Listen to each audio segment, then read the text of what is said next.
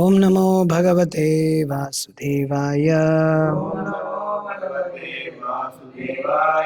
ఓం నమో భగవతే వాసుదేవాయ.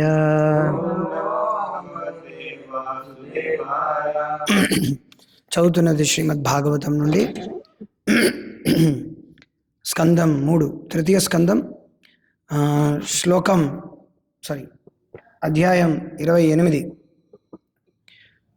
శ్లోకం 15.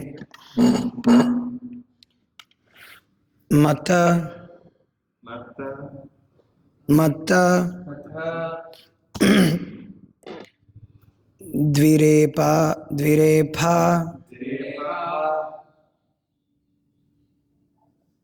కలయా పరీతం వనమాలయా పరార్ధ్య హార వలయ కిరీట అంగద నూపురం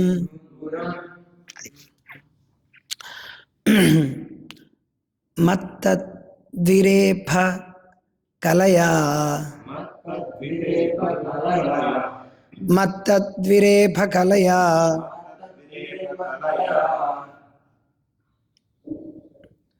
పరీతం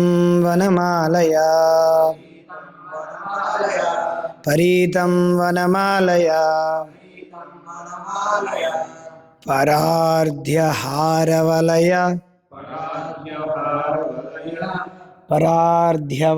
హారవలయ కిరీటాంగదనూపురం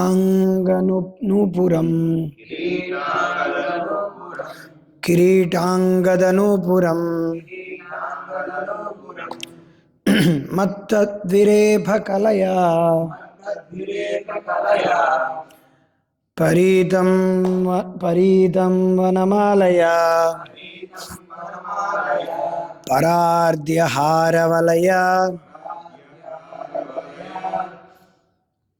కిరీటాంగదనూపురం మత్తద్విరేఫ కలయా పరీతం వనమాలయా పరార్ధ్య హారవలయ కిరీటాంగదనూపురం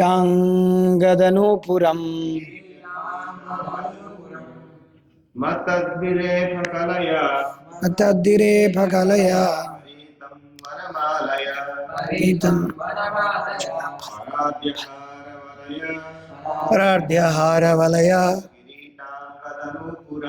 కిరీటాంగదనూపురం.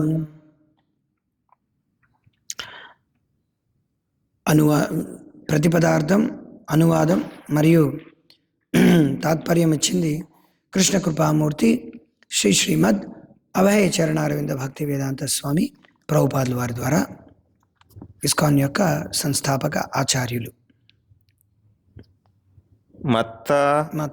మత్తిల్లిన ద్విరేఫ భృంగములతో కలయ ఝుంకారము చేయుచు పరీతం హారమును ధరించి వనమాలను పరార్ధ్య అమూల్యమగు హార ముత్యాల హారమును వలయ కంకణములు కిరీటము అంగద భుజకీర్తులు నూపురం గజ్జెలు. అతడు ఆకర్షణీయమగు వనమాలను సైతము మెడయందు ధరించి ఉండెను. దాని పరిమళముచే మత్తిల్లిన భృంగములు దండు దాని చుట్టూ ఝుంకారముతో పరిభ్రమించుచుండును. ఇంకను ఆ దేవదేవుడు ముత్యాల హారమును, కిరీటమును, కంకణములను, భుజకీర్తులను, నూపురములను దాల్చియుండును. భాష్యము: దేవదేవుడు ధరించిన పూమాల తాజాగానున్నట్లు ఇచ్చట వసగబడిన వర్ణనను బట్టి గోచరించుచున్నది. నిజమునకు వైకుంఠమునందు ఆధ్యాత్మిక ఆకాశమునందు తాజాదనము తప్ప అన్యము లేదు. ఆధ్యాత్మిక ఆకాశమున ప్రతిదినము తన మూల స్వభావమును నిలుపుకొని ఉండి మాసిపోకుండును. కనుక చెట్ల నుండి మొక్కల నుండి కోయబడిన పుష్పములు కూడా తాజాగానే నిలిచియుండును. చెట్లు పుష్పములు రెండును ఆధ్యాత్మికములే అయినందున చెట్ల నుండి కోయబడి హారములు గుచ్చబడిన పుష్పములు సుగంధము చెదరకుండును. అనగా చెట్టు నుండి కోయబడిన తరువాత కూడా పుష్పములు తమ సుగంధమును కోల్పోనక పూర్వపు మాదిరిగానే ఉండును. పుష్పములు హారమునందున్నను లేదా చెట్టుపైనున్నను భృంగములు ఒకే మాదిరి వాటి ఎడ ఆకర్షితములగుచుండును. ఆధ్యాత్మికత యొక్క ప్రాముఖ్యమేమనగా ప్రతిదియు శాశ్వతమై ఉండి ఆకర్షణీయముగా నుండును. దేని నుండి ఏది తీసినను పూర్వమున్నది యథారూపముననే ఉండగలదు. అనగా ఆధ్యాత్మిక జగమునందు ఒకటి నుండి ఒకటి తీసివేసినను లేదా ఒకటికి ఒకటి కలిపినను ఫలితము మాత్రము ఒకటిగానే ఉండును. భృంగములు తాజా పుష్పముల చుట్టూ శృంకారము చేయునప్పుడు ఆ మధుర నాదమును భగవానుడు ఆస్వాదించును. భగవానుని కంకణములు, హారము, కిరీటము, నూపురములు అన్నియు అమూల్యమగు మనులు పొదగబడి ఉండును. మనులు ముత్యములు ఆధ్యాత్మికమై ఉన్న కారణమున వాటికి విలువ కట్టుట సాధ్యము కాదు. హరే కృష్ణ. ఓం దత్సతోమజ్ఞానతిమిరాంధస్య జ్ఞానాంజనశలాఖయా చక్షురున్మిళితం యేన తస్మై శ్రీ గురవే నమః. నమో విష్ణుపాదాయ కృష్ణప్రేష్ఠాయ శ్రీమతే భక్తివికాస స్వామి నమో విష్ణుపాదాయ కృష్ణప్రేష్ఠాయ శ్రీమతే భక్తివేదాంత స్వామి నామే. నమస్తే సారస్వతి దేవే గౌరవాణి ప్రచారిణి విశేష శూన్యమది పాశ్చాత్య తీష్ట. जय श्री कृष्ण चैतन्य प्रभु नित्यानंद श्री अद्वैत गदाधर श्रीवासदि गौर भक्त वृंद. हरे कृष्ण कृष्ण कृष्ण हरे हरे हरे राम राम राम राम हरे हरे. मकम करति वाचालं मकलं गायते गिरिमत् कृपातमहं वन्दे श्री गुरुदेवतारणं परमानंद माधवं श्री चैतन्येश्वरं. गुरुवे गौरचंद्राय राधिकाय तदालय कृष्णाय कृष्ण भक्ताय तद्भक्ताय नमो नमः. यस्य देवे पराभक्ति यथा देवे तथा गुरु तस्यैते कथा हर्ता प्रकाशन्ते महात्मनः. अगीशा यस्य वदने लक्ष्मी यस्य सुभक्षस्य शास्त्रे समर्थं नरसिंहं महामजित्. उग्रोऽपि अनुग्रीवायं सुभक्तानां केसरी सुभूतानां अन्येषां उग्रविक्रमः. कथाञ्चन स्मृते यस्मिन् दुष्करं सुकरं भवेत् विस्मृते विषप्रीतं स्यात् कृष्णचैतन्य सम्यक्.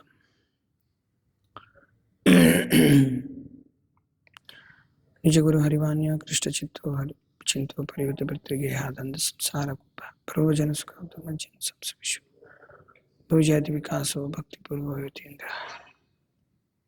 बरहापीडम नटवर वपु कर्णयो कर्णिकारं बिभ्रद्वासः कनक कपिशं वैजयन्तीं च मालं रन्ध्रां वेणुरुदर अधर सुदया पूरयन् गोपवृन्दे वृन्दारण्यं सपदरमणं प्राविशत् गीतकीर्तिः.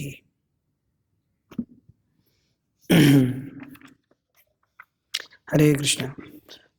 సో మనం కపిల భగవానుడి యొక్క భక్తి యోగ అనుష్ఠానం యొక్క ఉపదేశములు తన తల్లి అయిన దేవహూతికి బోధిస్తుండగా ప్రభుపాదుల వారి యొక్క తాత్పర్యాలతో సహా మనం చదువుతున్నాం. 3వ స్కందం 28వ అధ్యాయం. ఈ అధ్యాయం ఇంకా చాలా ఉంది.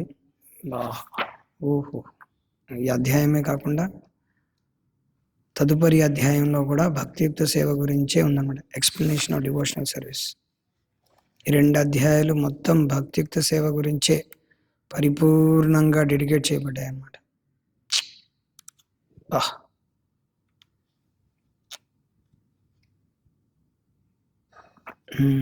దాని తర్వాత వస్తాయి మొత్తం అంతా కూడా description of adverse fruitive activities, జీవుల యొక్క పరిస్థితి, వాళ్ళు ఎలాగా ఈ జగత్తులో ఎలా తిరుగుతున్నారు, తర్వాత బద్ధస్థితిలో ఎలా ఉంటారు, ఆ తర్వాత కపిల భగవానుడి యొక్క కార్యకలాపాలు. దాంతో ఈ 3వ స్కందం 2వ భాగం పూర్తవుతుంది.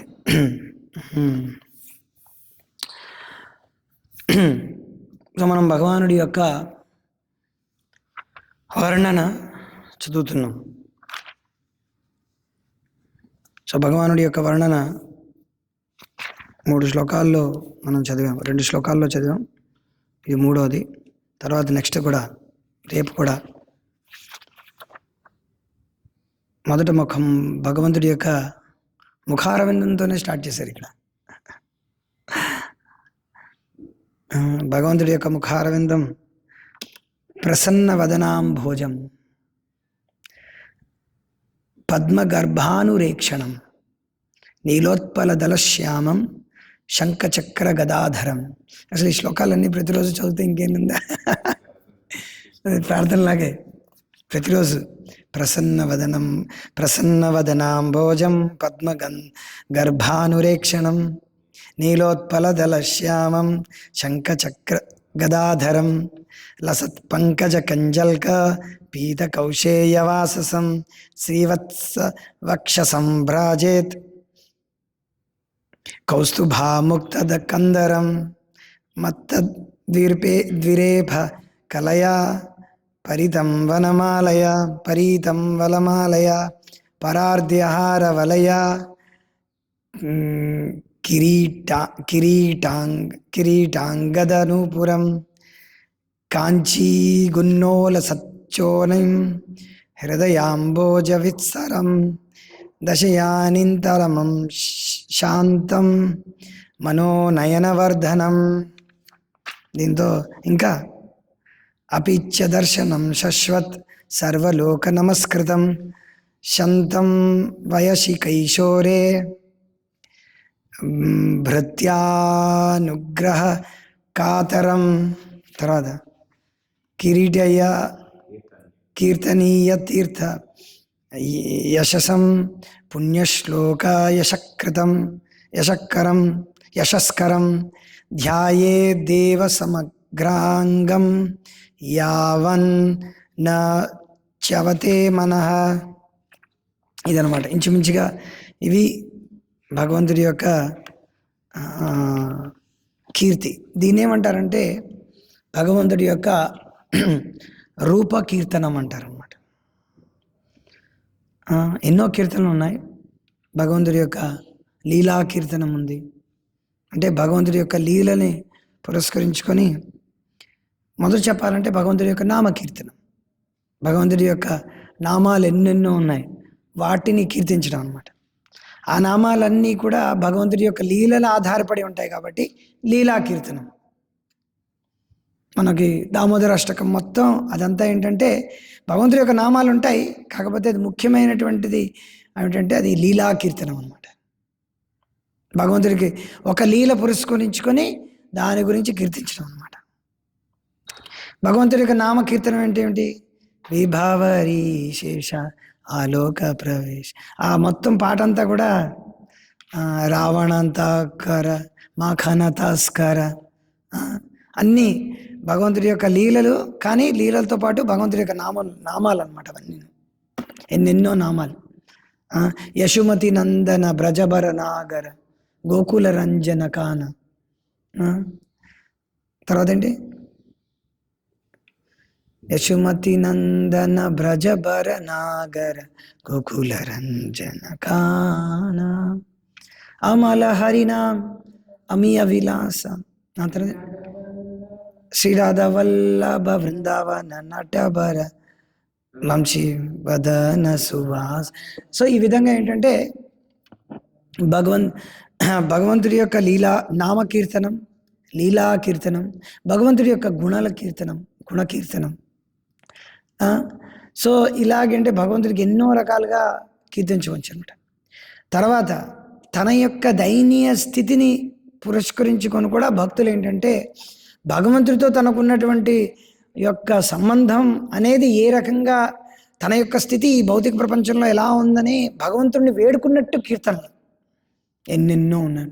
హమారా జీవన్ సదా పాపైరత్ నాయికో పుణ్యరులేష్ మదోమత్తో సదా విషయే మోహిత నిద్రాలస్య హత సుకార్య విరత అకార్య ఉద్యోగి ఆమె. ఈ రకంగా ఏంటంటే తన యొక్క దయనీయమైనటువంటి స్థితి గురించి, తన యొక్క మరుపు గురించి భక్తులు ఏంటంటే భక్తి వినోద్ ఠాకూర్లు వారు ఈ రకంగా ఏంటంటే ఎంతోమంది భక్తులు తన యొక్క స్థితి ఈ భౌతిక ప్రపంచంలో ఎలా ఉంది, తను ఎలా మర్చిపోతున్నాడు, ఈ భౌతిక ప్రపంచంలో ఎలాగ కూరుకుపోతున్నాడు, భగవంతుడు ఎలా మర్చిపోతున్నాడు అనే తన స్థితి గురించి, అంటే సంబంధ జ్ఞానం పెంపొందించుకోవడానికి ఈ కీర్తనలన్నీ చాలా ఉపయోగపడతాయి అన్నమాట. మనకు చాలా దోహదపడతాయి భక్తియుక్త సేవలు. సంబంధ జ్ఞానం అంటే నేను ఎవరు, నేను ఎందుకు పుట్టాను, జీవిత యొక్క లక్ష్యం ఏంటి, ఏం చేయాలి, భగవంతుడు ఏమిటి, భగవంతుడి యొక్క స్థితి ఏమిటి, నేను ఎందుకు. సో ఇవన్నీ ఏంటంటే ఎందుకు పాపం ఎందుకు చేస్తున్నాను, ఇవన్నీ విషయాలన్నిటి గురించి అది అలాంటి కీర్తనలు కూడా, అది కూడా భగవంతుడికి సంబంధించింది. దానికి కూడా భగవంతుడు చాలా ప్రసన్నం అవుతుంది. ఇంకో రకమైన కీర్తన ఎలా ఉంటుందంటే వాళ్ళ భక్తుల్ని కీర్తిస్తూ, భక్తి సంఘాన్ని కీర్తిస్తూ, ఆ భక్తుల యొక్క సంఘంలో ఎలాగా, ఫర్ ఎగ్జాంపుల్ గురువు కీర్తిస్తూ, గురువు యొక్క సంఘాన్ని, గురువు యొక్క ఆదేశాలు, ఎన్నెన్నో పాటలు ఉన్నాయి. శ్రీ గురు చరణ పద్మ కేవల భగవతి సత్ బంధు, మొత్తం అంతా గురువు యొక్కది. గురువు ఎలాగ మనకి కృష్ణుడి యొక్క, గురువుని కీర్తించడం అంటే కృష్ణుని వదిలేయడం కాదనమాట. గురువుని కీర్తించడం అంటే దాంతోపాటు కృష్ణ ప్రేమని, కృష్ణ భక్తిని ఎలా ఇస్తారు, కృష్ణుడితో సంబంధం ఉంచుకుంటూ అలాగా ఆ గురువుని కీర్తిస్తూ కీర్తనలు అనమాట. ఎన్ని కీర్తనలు ఉన్నాయో. తర్వాత వైష్ణవుల్ని మొత్తం అంతా, వైష్ణవాళ్ళని అందరినీ, వైష్ణవ యొక్క సంఘాలు, వైష్ణవుల యొక్క ఇది మొత్తం ఎన్నో కదా. ఠాకూర వైష్ణవ పద, యాక్చువల్గా అది గురువుకి సంబంధించింది, వైష్ణవులకు సంబంధించింది. అబనీరో సుసంపద, సునో భాయ్, ఇది ఇది ఇది దీన్ని వదలకండి అని చెప్తున్నారు అనమాట. అలాగా ఆ కీర్తనలు వైష్ణవుల్ని కీర్తిస్తూ, మొత్తం వైష్ణవులందరినీ కీర్తిస్తూ కీర్తనలు. తర్వాత ఇంకేమిటున్నాయి, ఇంకా చెప్పాలంటే నామకీర్తనం, లీలాకీర్తనం. తర్వాత గురువును మాత్రమే, తన గురువును మాత్రమే కీర్తించే కీర్తనలు ఎన్నో ఉన్నాయి. ఫర్ ఎగ్జాంపుల్ మన గురుభాయిలు ఒక అతను ఉన్నారు, నిత్యానంద ప్రభు. ఆయన పరంపూజ భక్తి వికాస్ మహారాజ్ కోసం అని చెప్పి యతీంద్ర అష్టకం రాశారు. 8 పద్యాలు ఆయన కోసమే రాశారు. అలాగా ఎన్నెన్నో మంది ఆచార్యులు వాళ్ళ ఆచార్యుల కోసం అని చెప్పి ఎన్నెన్నో గేయాలు రాశారు. భక్తి రక్షక్ పరంపూజ్య కృష్ణకృపామూర్తి శ్రీ శ్రీమద్ భక్తి రక్షక్ శ్రీధర్ మహారాజ్, భక్తి సిద్ధాంత ఠాకూర్లు వారి కోసం అని చెప్పి గేయం రాశారు. సృజనార్బుదరాధీతం ఏమిటిది, ప్రణమామి సదా ప్రభుపాద పదం, ప్రభుపాద పాద అష్టకం అనమాట. అది ప్రభుపాద అంటే భక్తి సిద్ధాంత ఠాకూర్. సో ఇలాగా ఎన్నెన్నో శ్లోకాలు, ఎన్నెన్నో వర్ణనలు, అవన్నీ చదువుకోవడానికి మన దగ్గరికి 24 గంటలు 7 రోజులు 365 రోజులు సరిపోవు అనమాట. 24 గంటలు 7 రోజులు 30 రోజులు 365 రోజులు సరిపోవు అనమాట మనకి. ఈ జీవితం మొత్తం ఎన్నెన్నో జీవితాలు, ఈ జీవితం కాదు ఎన్నెన్నో జన్మలు సరిపోదన్నమాట. సో మనం అందులో కించిత్ అస్తి ధనంజయ అన్నారు కదా, కించిత్ భగవద్గీత కించిత గీత, కొంచెమైనా ఎవరైనా చదివారంటే మనకి దానిలో మహత్యం తెలుస్తుంది. సో ప్రసన్న వదనాంభోజం పద్మ గర్భానురేక్షణం. సో భగవంతుడి యొక్క రూపం గురించి ఇక్కడ ఏంటంటే వర్ణన అనమాట. మొదట ఆయన ఎలాగ ప్రసన్నవదనం ధ్యాయేత్ సర్వ విఘ్నోపశాంతయే, ఎప్పుడు శాంతంగా ఉంటాడు. ఆయన ముఖారవిందం చూసిన వెంటనే శాంతంగా ఉంటుందన్నమాట. శాంతాకారం భుజగ శయనం పద్మనాభం సురేశం విశ్వాధారం గగన సదృశం మేఘవర్ణం శుభాంగం లక్ష్మీకాంతం కమలనయనం యోగి వృద్ధానగమం వందే విష్ణుం భవభయహరం సర్వలోకైకనాథం. మనం స్వర్గం నరకం ఎక్కడికి వెళ్ళడం లేదు. ఎక్కడికి వెళ్తున్నాం? భవభయహరం అంటే భవం అనే భవ అంటే ఏమిటి? ఈ జన్మ మృత్యు జరా వ్యాధి అనే భవరోగం అనమాట. అది స్వర్గంలోనే ఉంది, బ్రహ్మలోకంలోనే ఉంది, పాతాళ లోకంలో ఉంది, నరకలోకంలో కూడా ఉంది, స్వర్గంలోకంలో కూడా ఉంది. ఆ భువనాల్లోక పునరావర్తినోర్జున, ఏం లేదా నువ్వు ఆ బ్రహ్మ భువనాల్లోక పునరావర్తినోర్జున నాప్నువంతి మహాత్మాన సంసిద్ధిం పరమాం గత. నా దగ్గరికి రండి పరమాం గత. అక్కడేమో చూస్తారు, ఇక్కడ కూడా చూడొచ్చు అనమాట. కాకపోతే ఇక్కడ అర్చా విగ్రహంగా మనం చూస్తాం. చాలామంది చూశారు భక్తులు, డైరెక్ట్గా భగవంతుడు కూడా ఇక్కడ చాలాసార్లు వచ్చారు. 5000 సంవత్సరాల క్రితం సాక్షాత్గా వచ్చారు, త్రేతాయుగంలో వచ్చారు. ప్రతి మన్వంతర అవతారంలోని అనగా ప్రతి బ్రహ్మ యొక్క రాత్రిలోని బ్రహ్మ యొక్క పగల్లోని భగవంతుడు వస్తూనే ఉంటుంటాడు. ప్రతి బ్రహ్మ యొక్క రాత్రి పగల్లోనే భగవంతుడు అవతరిస్తూనే ఉంటాడు. దాన్ని మన్వంతర అవతారం అంటారు. తర్వాత ఏంటి, భగవంతుడు లీలలు చేయడానికి ఎన్నెన్నో అవతారాలు ఇచ్చాడు. అప్పుడు దాంట్లన్నింటినీ లీలా అవతారం అంటారు. భగవంతుడు ఏంటంటే ప్రతి యుగానికి ఒక్కొక్క అవతారం ఉంటుంది, యుగావతారం అంటారు. ఇంకేమిటి తర్వాత భగవంతుడు ఏంటంటే మొత్తం ప్రపంచం అంతటిని, ఈ భౌతిక ప్రపంచం అంతటిని నడిపించడానికి 3 పురుషులు అవతారం ఉన్నారు.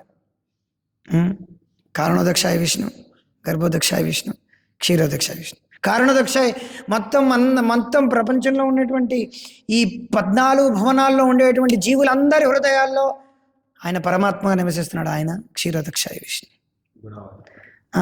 తర్వాత మొత్తం ఈ బ్రహ్మాండం అంతటికీ, ఈ జీవులందరికీ పరమాత్మగా ఆయన హృదయాల్లో, వాళ్ళ యొక్క శరీరాల్లో నివసించిన వాడు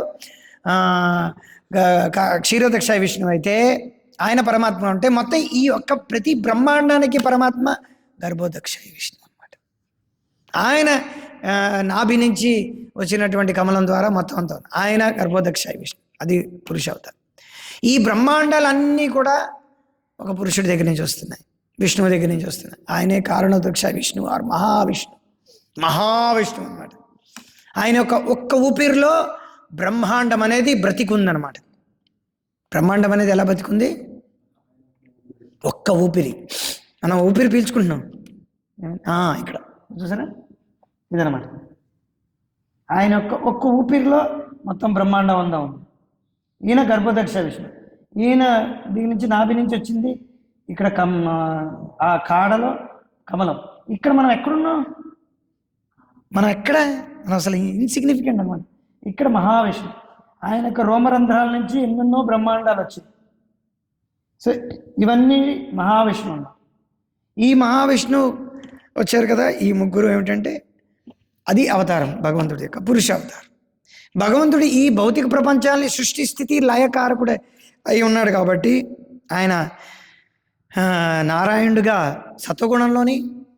సత్వగుణం యొక్క అధిపతిగా తానే స్వయంగా, తర్వాత దాన్ని స్థితి అనగా మెయింటెనెన్స్, సృష్టి బ్రహ్మగా, తర్వాత లయకారకుడుగా, తమోగుణానికి అధిపతిగా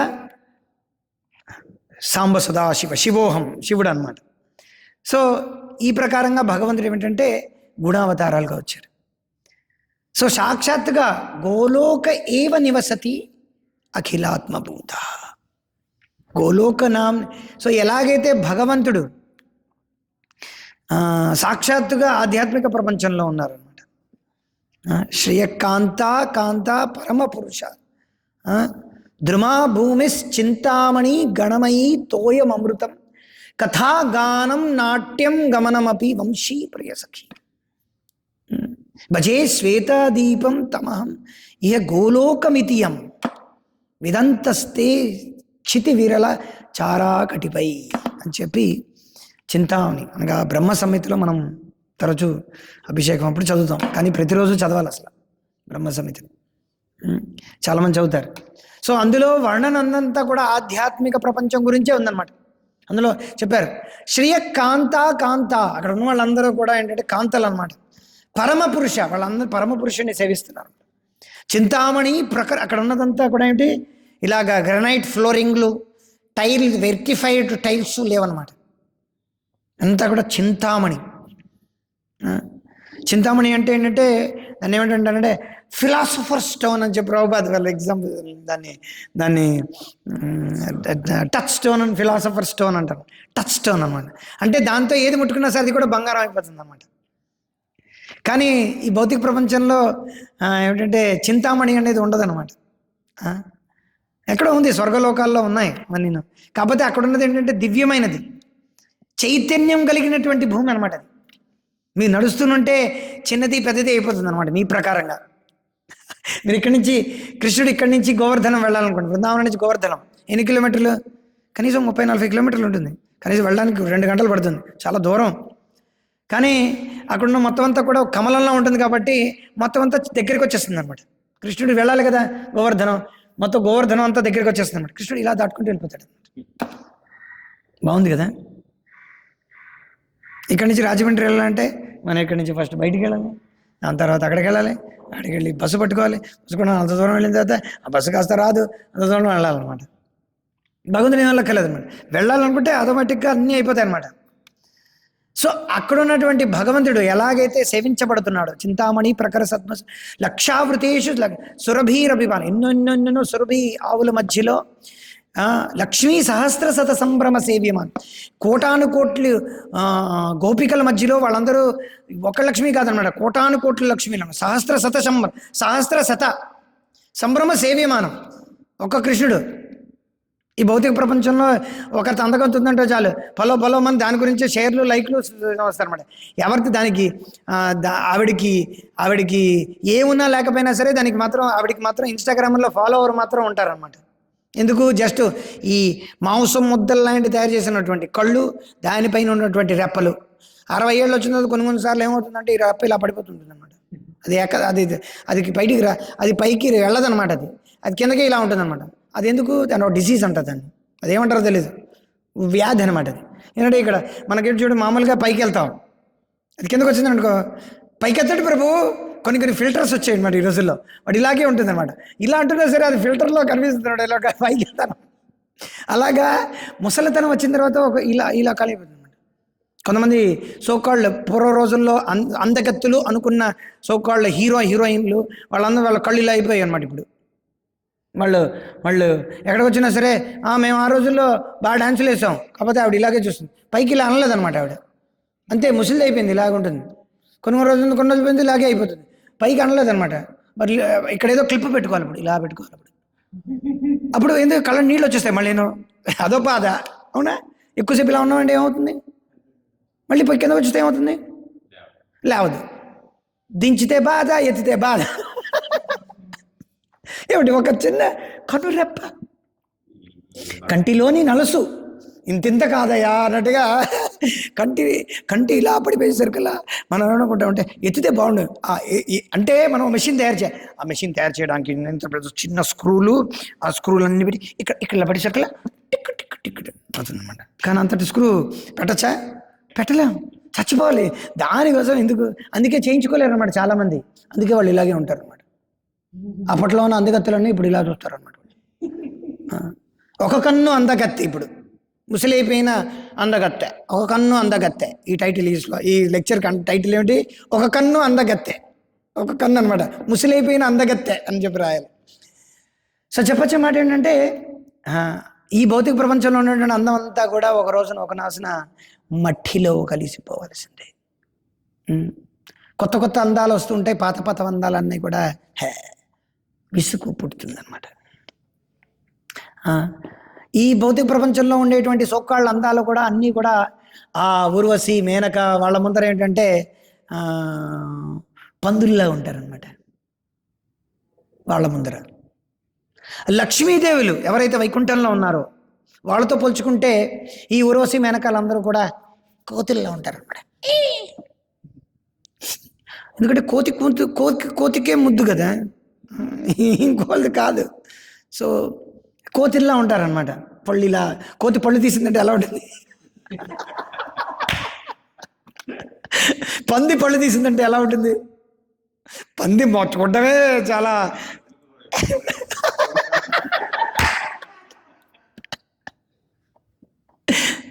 పందికి చెవులు భలే ఉంటాయి, ఇలా పడిపోతుంటాయి అనమాట. ఆ రకంగా ఏంటంటే లక్ష్మీదేవుల కన్నా ఏమిటంటే గోపికల యొక్క అందం ఇంకా పరాకాష్ఠ లేదనమాట, కంపారిజన్ లేదు. అటువంటి గోపికలందరూ కూడా కృష్ణుణ్ణి రెప్పార్పకుండా చూస్తున్నారంట. వాళ్ళు బ్రహ్మదేవుణ్ణి తిడుతున్నారు. ఏమిటయ్యా నీకు అసలు సృష్టి చేయడం వచ్చా? నీకేమైనా ఎక్కడ పుట్టావు? ఎక్కడ నువ్వు పుట్టావని తిడుతున్నారు అనమాట. ఎవరి దగ్గర నుంచి పుట్టావు? అసలు ఏమిటండి సృష్టి? నువ్వు సృష్టించావు, కానీ రెప్పల్ని సృష్టించావయ్యా. ఆ రెప్పలు ఇలా ఆర్పుతుంటే నేను భగవంతుడిని చూడలేకపోతున్నాను అంటే యుగాయితం నిమేషేన చక్షుషా ప్రావిషాయితం. ఈ మధ్యలో శూన్యాయుతం అయిపోయింది అనమాట జగత్ సర్వం అంతా. అలాంటి వాళ్ళు, అందుకే ఆధ్యాత్మిక జగత్తులో ఎవడు కన్ను ఆర్పరు అనమాట, తెలుసా? ఎవరికి కనుబొమ్మలు ఉంటాయి, వాళ్ళు కావాలంటే ఆర్పుకోవచ్చు, కావాలంటే చూడొచ్చు, కావాలంటే అలాగే చూడొచ్చు అనమాట. వాళ్ళ ఇష్టం, ఎవరిష్టం వాళ్ళది.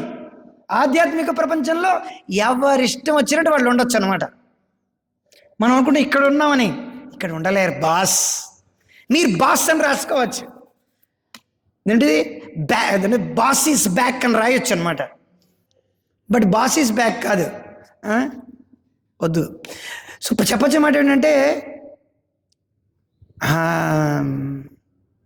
ఈ భౌతిక ప్రపంచంలో ఉండేటువంటిదంతా కూడా ఏంటంటే, వేణుం కుడంతం అరవింద దళాయతాక్షం బర్హావతాం అసితాం బుధసుందరాంగం కందర్ప కోటి కనమనీయ విశేష శోభం. కందర్పుడు ఏదైతే భౌతిక ప్రపంచంలో ఉన్నాడో అలాంటి కోటి, అంటే ఇది జస్ట్ ఫిగరేటివ్ ఎక్స్ప్లెనేషన్ అనమాట. కానీ ఇవన్నీ ఏంటంటే ఫిగరేటివ్ అంటే మనకు ఒక అంచనా ఇవ్వడానికి భగవంతుడి యొక్క రూపం ఈ రకంగా ఉంది. సో మనం ఏంటంటే భౌతికవాదులు కానీ ఈ రకంగా అర్థం చేసుకోవడం చాలా కష్టం. సో ఇవన్నీ ఎందుకు చెప్పారు? ఇవన్నీ భగవంతుడు ఈ లీల అవతారం భగవంతుడు సాక్షాత్తుగా ఎందుకు వస్తాడు, ఎందుకు ఆధ్యాత్మిక ప్రపంచంలో ఇలా ఉంచి ఎందుకు వస్తాడు? సో భగవంతుడు ఏంటంటే మనల్ని అక్కడికి ఇన్వైట్ చేయడానికి అనమాట. ప్రభుపాదులు వారు అంటారు, ఎప్పుడైతే మనం ఆధ్యాత్మిక ప్రపంచం యొక్క వర్ణనని ఎప్పుడైతే మనం శాస్త్రాల ద్వారా చదువుతామో మనకి కుతూహలం కలగాలి, అక్కడికి వెళ్ళి డైరెక్ట్గా భగవంతుడిని చూడాలనే ఒక కుతూహలం మనకి కలుగుతూనే ఉండాలి. అందుకని భక్తియుక్త సేవలో ఇది ప్రేరణాదాయకంగా ఉండాలి అని ప్రభుపాదులు వారు చెప్తారనమాట. ఇది ప్రేరణ అనమాట. ఎందుకు మనం శుభ్రంగా వెళ్ళి పడుకోవచ్చు కదా, శుభ్రంగా వెళ్ళి శుభ్రంగా సినిమా ఏదో చూసుకోవచ్చు కదా, ఎందుకు ఈ బాధ? పొద్దున్నే లేవడం, జపం చేయడం. ఎవడరా కనిపెట్టాడు జపం? ఎవడరా కనిపెట్టాడు పొద్దున్నే లేవడం? ఏమిటి వైదిక్ కల్చరు, ఏమిటి సనాతన ధర్మము, ఏమిటి పుస్తకాలు ఇన్నిన్ని రాశారు, ఇన్నిన్ని బుక్కులు ప్రింట్ చేశారు. ఎవడు చదివి ఎవడి కోసం? ఎందుకు ఇంతలాగా లేవడాలు, స్నానం చేయడాలు, చలి నీళ్ళే చేయాలంట, వేడి నీళ్ళు పట్టుకోవడానికి ఆస్కారం లేదు. బ్రష్ నోట్లో పెట్టుకోవాలి, 10 నిమిషాల్లో వచ్చేయాలి, దండం పెట్టాలి, మళ్ళీ ఆరతి చేయాలి. నించుంటే ఎందుకు నించున్నావు అంటారు, చప్పట్లు గట్టిగా కొడితే ఎందుకు కొట్టేవంటారు, ప్యాంటుతో వస్తే ఎందుకు ప్యాంటుతో వచ్చే అంటారు, ధోతి కట్టుకుంటే సమంగా కట్టుకోలేదంటారు, తిలకం పెట్టుకున్నావు తిలకం ఎందుకు సమంగా పెట్టుకోలేదంటారు. ప్రతి దాంట్లోనే అడ్డసుడి వాదనే, ప్రతి దాంట్లోనే ఏదో కండిషన్లు ఉంటాయి. ఇన్ని కండిషన్లు అన్నీ ప్రూవ్ చేసుకొని ఉన్నది కాస్త ఉన్నట్టుగా అన్నీ పెదవది చివరికి భగవంతుడి జ్ఞాపకం తెచ్చుకోలేదు, మళ్ళీ కుక్క నక్క బందీ అయిపోవాలట. ఏమిట్రా ఈ బాధ? మనకేం అక్కర్లేదు, మనం వెళ్ళి శుభ్రంగా ఏదో ఎంజాయ్ చేయండి, ఏదో ఫుల్ ఫ్లెడ్జ్డ్గా ఎంజాయ్ చేసుకొని అప్పుడు చూసుకుందాం. ఒకవేళ వీలైతే, ఒకవేళ ఇదంతా చేసి నిద్రాహారాలు మాని, ఆకలేస్తున్నా సరే వద్దని అనుకొని, అక్కడ స్వీట్ కనిపిస్తున్నా ఇప్పుడు నాకు కాదు, నేను తర్వాత తింటాను, మనకి కాదు, ఆ రూమ్లో బీరువా లోపల ఒక యాపిల్ పెట్టాను, ఆ యాపిల్ ఇప్పుడు కాదు, నేను తర్వాత తింటాను. అదే ఇన్ని రూల్స్. ఇవన్నీ ఎందుకంటే ఇవన్నీ మనం చూసి మనకు పిచ్చికపోతుంటుంది అనమాట. మనకు ఒక రకంగా ఇది అనిపిస్తుంటుంది. సో మనం ఎప్పుడైతే మనం ఇదన్నీ చేసాం ఓకే, కానీ మనకు ఒక పక్కన అక్కడికి వెళ్ళిన తర్వాత, ఇదంతా చేసిన తర్వాత ఓకే అని చెప్పి బయటికి వెళ్ళాం అనుకోండి, మనకేమిటి దొరుకుతుంది? పరాభవమే దొరుకుతుంది అన్నమాట, తాత్కాలికమే అయిపోతుంది అన్నమాట. ఇదంతా ఒక పక్కన ఇదంతా టూ మచ్ అనిపించినప్పటికీ అటుపక్క కూడా మొత్తం అంతా కూడా తాత్కాలికం అనిపిస్తుంది. అందుకే వాళ్ళు ఏమిటంటే ఆర్గ్యుమెంట్ చేస్తారు, మీరు ఎలా నమ్ముతున్నారు భగవంతుడికి ఇది ఉంది, రూపం ఉంది, 4 రకాలైనటువంటి లోపాలు ఉన్నాయంటే మీకు లోపాలు ఉన్నాయి, అన్ని లోపాలు ఉన్నాయి. ఎందుకంటే మనకి సమస్య ఏంటంటే లోపాలే లేనటువంటి వ్యక్తి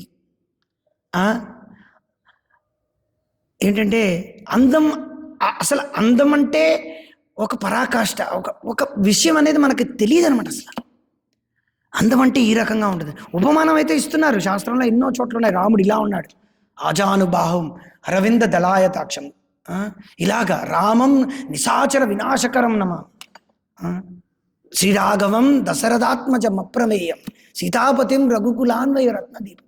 రాముడి యొక్క వర్ణన ఉంటాడు, కృష్ణుడి యొక్క వర్ణన, నరసింహస్వామి యొక్క వర్ణన అన్నమాట.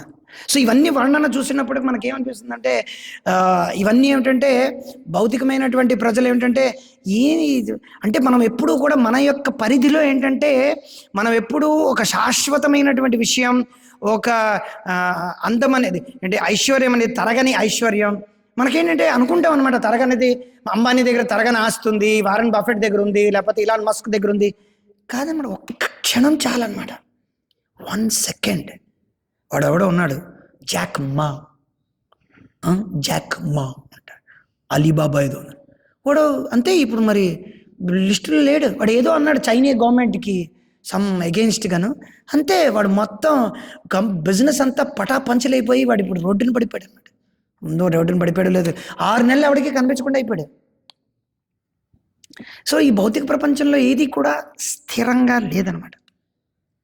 సో మనం చ్యుతులం, నిన్న చెప్పినట్టుగా భగవంతుడు అచ్యుత్ అనమాట. అచ్యుత్ అంటే భగవంతుడి యొక్క ఏ విషయమైనా సరే అది ఎప్పుడూ కూడా భౌతికంతో సంబంధమే లేదనమాట. భగవంతుడి భౌతిక ప్రపంచంలోకి వచ్చినప్పటికీ కూడా ఆయన యొక్క ప్రసన్న వదనాం భోజం గర్భానురేక్షణం అది ఎప్పుడూ కూడా తరగదనమాట. అది మనకేంటంటే ఈ భౌతిక ప్రపంచంలో మనం ఏంటంటే అలా చూడడం వల్ల మనకేంటంటే ఎప్పుడూ కూడా ఏంటంటే మనం భౌతికంగా ఉండడం వల్ల మనకి ఎప్పుడూ కూడా శాశ్వతమైనది వస్తువు భగవంతుడు. మనం ఏమంటే మన ప్రకారంగా భగవంతుడిని చూస్తాం అన్నమాట. నేను ఏడుస్తున్నాను కాబట్టి భగవంతుడి ఏడుపు నాకు మామూలు ఏడుపుగా ఉందన్నమాట. నేను నా చేతులు చిన్నవి కాబట్టి భగవంతుడి యొక్క చేతులు కూడా ఇంతే ఉంటాయి కాబోలు. భగవంతుడు ఎలా గోవర్ధనం ఎత్తగలడు? ఇప్పుడు వీళ్ళు ఒక పక్కనేంటి వాళ్ళు ఆర్గ్యూ చేస్తారు, కృష్ణుడు ఇలా చేశాడు, రాముడు అలా చేశాడు అని చెప్పి వాళ్ళని వేలెత్తి చూపుతారు. అదే సమయంలో వాళ్ళు అతి మానవీయ లీలలన్నిటి చేసిన అవంతా మైథాలజీ. మళ్ళీ కృష్ణుడు ఎందుకు ఇంతమంది గోపికలతో ఇచ్చేశాడు కాబట్టి వాడు కాదు. కృష్ణుడు గోవర్ధనం కూడా ఎత్తాడు 7 రోజులు. నువ్వు ఒక చిన్న రాయి ఎత్తి, చిన్న రాయి ఇంత చిన్న రాయి 7 రోజులు ఇలా పట్టుకో, ఇలాగే పట్టుకోవాలి, ఇలాగే చెయ్యి 7 రోజులు కాదు, 7 రోజులు కాకదా గంట సేపు పట్టుకున్నామంటే చెయ్యి తిమిరెక్కేస్తుంది మొత్తం అంతాను. సో అతి మానవీయ లీలాలు అవన్నీ చేశాడనమాట భగవంతుడు. ఎందుకు అవన్నీ చేశాడు? మనల్ని మనం ఈ భౌతిక ప్రపంచంలో ఉన్నామని చెప్పడానికి అనమాట. నువ్వు నొయ్యిలో ఉన్నావు బాబు, అర్థం చేసుకోవాలి. మనం నొయ్యిలో ఉన్నాం. మనం అనుకుంటాం అనమాట, ఎవరైనా ఏ వ్యక్తి అయినా సరే తనకన్నా హైయెస్ట్గా ఉండే వ్యక్తి దగ్గరికే వెళ్ళాలనే, తనకన్నా హెచ్చు ఎవరైనా ఉన్నారా అనే చూస్తూ ఉంటాడు అనమాట. అది హిందూయిజం అవనేయండి, క్రిస్టియానిటీ అవనేయండి, ఇస్లాం అవనేయండి, సనాతనం అవనివ్వండి, నాస్తికత్వం కూడా అవనియండి. ఏదైనా సరే తను కన్నా హెచ్చు దగ్గర ఉన్నాడంటే ఇప్పుడు నాస్తికులు ఏమంటారు, ఇవన్నీ కాదు, ఇది కాదు, భగవంతుడు లేడు అన్నాడు. బట్ నువ్వు ఈవెన్ ఒక్క పాయింట్, మనం కంట్రోలర్, మనం అధినేతలము కావు అనే విషయం. మనం అధినేత కాదు, మనం అధినేతలం కాదు. ఒకవేళ మన అధినేత అయితే మనం మలమూత్రాన్ని మనమే ఆపుకోగలగాలి, అది రాకుండా మనం చేసుకోవాలి. మలమూత్రాలు మనం ఆపుకోలేకపోతున్నాం, మలం వస్తే పరిగెట్టాలి. అది ఒకవేళ డీసెంట్రీ ఏంటంటే ఎక్కడ అలాగా వేసుకుంటూనే వెళ్ళాలన్నమాట. అలాగా ప్యాంటు మధ్యలోంచి వచ్చేస్తుంది, అలా వెళ్తున్నాడు అనమాట. ఈ నాస్తికుడు చెప్తున్నాడు దేవుడు లేడు అని. దేవుడు లేడు, కడుపులో ఏమైంది అది ఆపండి. దేవుడు లేడు. దేవుడు అంటే ఏంటి? మనకన్నా అధీనేత అనమాట. అన్నిటినీ అధీనంలో ఉంచుకునే వాళ్ళు, వారిని ఎవరు ఆధీనంలో ఉంచలేరన్నమాట. భగవంతుడిని ఎవడు ఆధీనంలో ఉంచకుండా అందరినీ తన ఆధీనంలో ఉంచుకునేవాడే భగవంతుడు అనమాట. అది ఎవడనేది అవనేయండి, ఓకే, అది వేరే విషయం ఎవరు అనేది. అసలు ఫస్ట్ ఆ విషయం మనకు తెలిస్తే ఇవన్నీ విషయాలు తెలుస్తాయి అన్నమాట. మనం ఏంటంటే మనం పెద్ద పోటుగాళ్ళం అనుకుంటాం అనమాట. మనలో ఏదో ఉంది, మనం చాలా ఇది అని మనం కళ్ళతలు పెట్టుకుంటున్నాం. సింపుల్, కళ్ళద్దాలు పెట్టుకొని చూడాలనుకుంటున్నాం. అది ఎలాగా? మీరు ఎంత బయాలజీ ఏమి చేసినప్పటికీ కూడా ఈ కన్నును నువ్వు తయారు చేయలేవు. ఈ కన్ను ఏదైతే నువ్వు చూస్తున్నావో ఆ కన్ను ఎగ్జాక్ట్గా నువ్వు తయారు చేయలేవు అనమాట. నువ్వు తయారు చేసి చూపించు. ఒక కన్ను తీసుకొని ఆ కన్నులో ఉన్నట్టు ప్రతి నువ్వు తయారు చేసి చూపించు. నువ్వు కన్ను చూసి తయారు చేస్తావు, కానీ ఆ కన్ను ఎలా తయారైంది? ప్రతి ఒక్క కన్ను వేరు వేరు అనమాట. ప్రతి మనిషికి కన్ను వేరేగా ఉంటుంది అనమాట. అఫ్కోర్స్ అందరి కళ్ళు యొక్క ఇది మనుషుల యొక్క కళ్ళన్నీ ఒకలా ఉంటే ప్రతి జంతువు యొక్క కళ్ళు వేరేగా ఉంటాయి. కాకి యొక్క కన్ను ఒకలా ఉంటుంది. ప్రతి పక్షుల్లోని కళ్ళు వేరేగా ఉంటాయి. ఒక పక్షికి కళ్ళు పెద్దగా ఉంటాయి. తర్వాత 4 కాళ్ళు ఉండేటువంటి జీవులన్నిటికీ కళ్ళు వేరేగా ఉంటాయి. మృగాల యొక్క కళ్ళన్నీ వేరేగా ఉంటాయి. అంటే లేళ్ళు, దుప్పులు వాళ్ళ యొక్క కళ్ళు వేరేగా ఉంటాయి. ఆవుల యొక్క కళ్ళు వేరేగా ఉంటాయి. మొసలి యొక్క కళ్ళు వేరేగా ఉంటాయి. నువ్వు ఫోటోగ్రఫీలో మొసలి కళ్ళు ఇలా ఉన్నాయని చెప్పి టూ అని తీసేస్తున్నావు, కానీ అసలు ప్రతిదానికి కళ్ళు ఇంతలా ఎనలైజ్ చేస్తారు, కానీ ప్రతిదానికి కళ్ళు ఎలా వచ్చాయి? ఈవెన్ డార్విన్ వాడి యొక్క బుక్లో ఒప్పుకున్నాడు. ఈ కళ్ళ యొక్క మెకానిజం ఇంతలా తయారు చేస్తారు. ఇది సాధారణంగా తానా వచ్చిందంటే ఎలా వస్తుంది అని చెప్పి. ఆ కళ్ళే మన యొక్క ఆధీనంలో లేవు. Simple as that. కన్ను రెప్ప నీ యొక్క ఆధీనంలో లేదు. అలాంటిది మనం ఈ భౌతిక ప్రపంచంలో భగవంతుడు లేడు, లేకపోతే దీనికి ఎవరు సృష్టికర్త లేదు, అసత్యం అప్రతిష్టంతే జగదాహుర్ అనీశ్వరం అని మనం ఎలా చెప్పగలం? అందుకనే మనం శాస్త్రాల యొక్క ఆధారం తీసుకోవాలి వాటిలో. ఎందుకంటే మనం అలాంటి వ్యక్తి ఎప్పుడూ చూడలేదనమాట. ఏ విధమైనటువంటి అపరిపూర్ణమైనటువంటి ఇంద్రియాలు లేకుండా వ్యక్తి, ఏ విధమైనటువంటి భ్రమలో లేనటువంటి వ్యక్తి, ఏ విధమైనటువంటి మోసపూరితమైనటువంటి ప్రవృత్తి లేనటువంటి వ్యక్తి, ఏ విధమైనటువంటి తప్పులు చేయనటువంటి వ్యక్తిని మనం ఎప్పుడూ చూడలేదన్నమాట. తప్పొప్పులన్నీ ఈ భౌతిక ప్రపంచం యొక్క పరిధి ప్రకారంగా మనం ఆలోచిస్తున్నాం అనమాట. ఈ భౌతిక ప్రపంచంలో ఉండేటువంటి బాయ్ ఫ్రెండ్ గర్ల్ ఫ్రెండ్ తప్పనమాట. కానీ కృష్ణుడు బాయ్ ఫ్రెండ్ గర్ల్ ఫ్రెండ్గా ఉన్నాడంటే వాడు పరిశుద్ధాత్మ కాదనమాట చెప్పడం. ఈ భౌతిక ప్రపంచంలో మనం ఏమిటి చూస్తాం? బాయ్ ఫ్రెండ్ గర్ల్ ఫ్రెండ్ పెళ్లి చేసుకొని ఉండడం లక్షణంగా చేయడం అనమాట. అది లక్షణం. కాకపోతే కృష్ణుడు ఏం చేశాడు? ఈ వాళ్ళతో ఇచ్చేశాడు. అంటే పెళ్ళైనటువంటి గోపికలతో ఆయన రాసలీలలు చేశాడని చెప్పి వాళ్ళు వాగ్వివాదం చేస్తారు. కానీ అదంతా యాక్చువల్గా మనం చదివితే వివరణ అనేది తర్వాత, అది ఎందుకు ఎలా చేశాడండి. కానీ మనం చూస్తే మన భౌతిక ప్రపంచంలో మనం ఏమిటి, ఇది మనం ఒక మోరల్ ప్రిన్సిపల్లో పెట్టుకున్నాం. బట్ భగవంతుడు ఈ మొరాలిటీని ఇచ్చిందే భగవంతుడు. కానీ ఈ మొరాలిటీకి అతీతంగా అలాంటప్పుడు భగవంతుడు ఏమిటి? ఒకటి. రెండోది ఏమిటంటే, ఈ భౌతిక ప్రపంచంలో ఏదైతే మొరాలిటీ అని అనుకుంటామో, ఏదైతే నీతి నియమాలు అనుకుంటామో, అది ఆధ్యాత్మిక ప్రపంచంలో అది పరాకాష్ఠ అనమాట. భగవంతుడికి అది పరాకాష్ఠ. ఈ భౌతిక ప్రపంచంలో మనం అలా ఉంటే గ్యారంటీగా మనకేంటి పర్యవసానం చాలా విపరీతంగా ఘోరంగా ఉంటుందన్నమాట. కానీ భగవంతుడికి అలా ఉంటుంది. ఎందుకంటే భగవంతుడు పెట్టిందే భగవంతుడు. అలాంటప్పుడు ఎలా అవుతుంది? ఎక్కడి నుంచి ఆరంభించింది? రాముడు మాంసము తినను, ఎక్కడి నుంచి ప్రారంభిస్తాం వాడికి చెప్పడానికి? ఎక్కడి నుంచి ప్రారంభిస్తాడు? రాముడు తిన్నాడు, మాంసం తిన్నాడని నువ్వు ఎక్కడి నుంచి ప్రారంభిస్తావు వాడికి చెప్పడానికి? ఫస్ట్ ఆఫ్ ఆల్ నువ్వు అసలు రాముడు కృష్ణుడి యొక్క కడుపులో ఉన్నావు. నువ్వు మొత్తం బ్రహ్మాండాన్నే తింటున్నాడు. మొత్తం బ్రహ్మాండం అంతా విష్ణు దగ్గర నుంచి వస్తుంది. విష్ణువు రాముడు ఒకటే. అలాంటప్పుడు రాముడు తినకపోవడం, నిన్నే తింటున్నాడు. మాంసం తినకపోవడం అంటే మొత్తం బ్రహ్మాండమే ఆయన యొక్క కడుపులో, ఆయన దగ్గర నుంచి వచ్చింది. తినకపోవడం అసలు. కొంతమంది ఏమంటాడు, ఆయన శత్రుడు, ఏమైనా తినగలడు, ఆయన మనిషి, ఎప్పుడు మనిషిరా, నేను మనిషినిరా, నువ్వు నన్ను ఎందుకురా దేవుడు తయారు చేస్తున్నాడు. కొంతమంది ఈ హిందువులు పిచ్చోళ్ళందరూ కూడా చెప్తున్నారు. అవి ఉండవచ్చు, అన్నీ ఉండవచ్చు. కానీ ఎంతమంది ఆచార్యులు దానికి టీకా తాత్పర్యాలు రాశారు. గోవిందాచార్య, మధ్వాచార్య, మధ్వ సంప్రదాయంలోని ప్రభుపాదుల వారు, అవన్నీ చదవకుండా ఉట్టిగా మనం మన యొక్క పరిధి ప్రకారంగా మనం ఆలోచిస్తాం. ఆచార్యుల యొక్క సాంప్రదాయబద్ధమైనటువంటి ఆచార్యుల ద్వారా వచ్చినటువంటి టీకా తాత్పర్యాలు చదవకుండా యూట్యూబ్లో ఎవడో చెప్పాడు, లేకపోతే గూగుల్ ఏదో చెప్తోంది, లేకపోతే వాడేదో చెప్తున్నాడు, అల్లవాడేదో అన్నాడు, మా దగ్గరికి వచ్చి అంటారు అనమాట. వాడేదో అంటున్నాడండి. వాడు ఫస్ట్ ఆఫ్ ఆల్ వాడి దగ్గర నుంచి ఎందుకు వినాలి? First of all who is he? What is his qualification? వాడు మనిషే కాదు అసలు, వాడు మృగమే కాదు అసలు, వాడు అసలు దోమ కూడా కాదు. దోమకైనా వాల్యూ ఇవ్వచ్చు అన్నమాట. సో ఆ రకంగా ఏంటంటే మనకి ఎక్కడండి. సో ఏదైనా తెలుసుకోవాలంటే దేనికి ఒక పద్ధతి ఉంది. ఎప్పుడైనా ఇంజనీరింగ్ కాలేజ్ చదవాలంటే దానికి ముందర ఇంటర్మీడియట్ ఉంది, దానికి ముందర సైన్స్ తెలుసుకోవాలి, బేసిక్స్ తెలుసుకోవాలి, ఫిజిక్స్ అంటే ఏమిటో తెలుసుకోవాలి, రెజిస్టర్ ట్రాన్సిస్టర్ ఉంటుంది. దాని తర్వాత నువ్వు మెకానిక్ షాప్లోకి వెళ్ళి మొత్తం అంతా ట్రాన్సిస్టర్, రెజిస్టర్, మదర్ బోర్డు, ఈ బోర్డు, ఆ బోర్డు అన్నీ ఉంటాయి. దానికి వెనకాతలు ఎలా పెట్టాలి.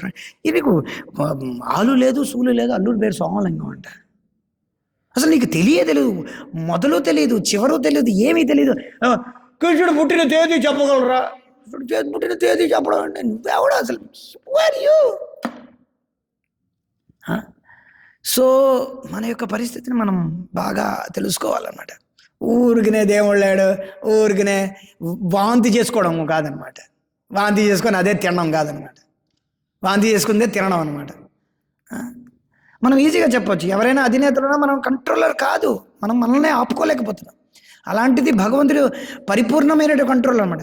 కానీ అందుకే మనం లీలల్ని చదవడం వల్ల మనకు సమస్యలు, భగవంతుడి యొక్క నామరూప గుణ లీలల్ని మనం చదవడం వల్ల అదే సమస్యలు అన్నమాట. మన యొక్క పరిస్థితిని గురించి మనం అర్థం చేసుకోవాలి. సో ఇక్కడ చెప్తున్నారు, భగవంతుడి యొక్క రూపంతో పాటు భగవంతుడు ఏమిటి రూపం ఉందని చెప్పి భగవంతుడు ఏం వేసుకోవటం లేదని కాదనమాట. భగవంతుడు ఏంటంటే ఆ దుస్తులు భగవంతుడి దగ్గర నుంచే వచ్చాయి. నాట్ ఓన్లీ ఇమేజ్, భగవంతుడు ఏ రకంగా అయితే దుస్తులు వేసుకుంటాడో ఈ భౌతిక ప్రపంచంలో కూడా అలాగే వేసుకునేవారు. ఈవెన్ మగవాళ్ళు కూడా కాళ్ళకి అందెలు, చేతులకి కడియాలు,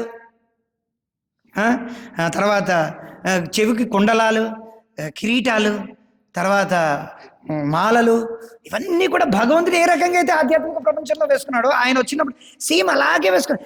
మనమేం కేవలం మనుషులం కాదు. రాళ్ళు రప్పలు మొదట కొట్టుకున్న తర్వాత ఐరన్ ఏజ్ వచ్చింది, వాడెవడో ఇలా అంటుంటే రాయి కదిలిన తర్వాత వీళ్ళు సృష్టించారు, వీళ్ళు సృష్టించిన తర్వాత ఒక రాయి తగిలిన తర్వాత ఫైర్ వచ్చింది. ఎవడ్రా చెప్పింది? ఎవడ్రా వాడు? సోషల్ స్టడీస్ బుక్లన్నీ తీసుకోండి, మన ఇలా ఎదురుకుండా ఇలా చింపేసి మేము ఈ ఎన్సీఆర్టీ, బిసిఆర్టీ, సిబిఎస్ఈ, ఐసిఎస్ఈ ఇదంతా ఏమిటంటే వాంతి చేసుకోవడం. అందుకే చదవకూడదు అనమాట. భగవంతుడి యొక్క నామరూప గుణలీలల మీద మనకేంటంటే ఒక సున్నితమైన స్వభావం వస్తుంది. ఏటో చెప్తూ ఉంటారు, శ్రీవత్సం అంట, కౌస్తుభం అంట, ఏటో చెప్తున్నారు, మాకు ఏటో అర్థం కావడం లేదు. మాకు బాహుబలే బాగుంది, కానీ వాడు సచ్చినోడు అన్న విషయం వాడికి తెలీదు అంటారు కదా. సచ్చినోడని అంటే రేపో మాపో చచ్చిపోతాడు అనమాట. కానీ భగవంతుడు అలా కాదు కదా.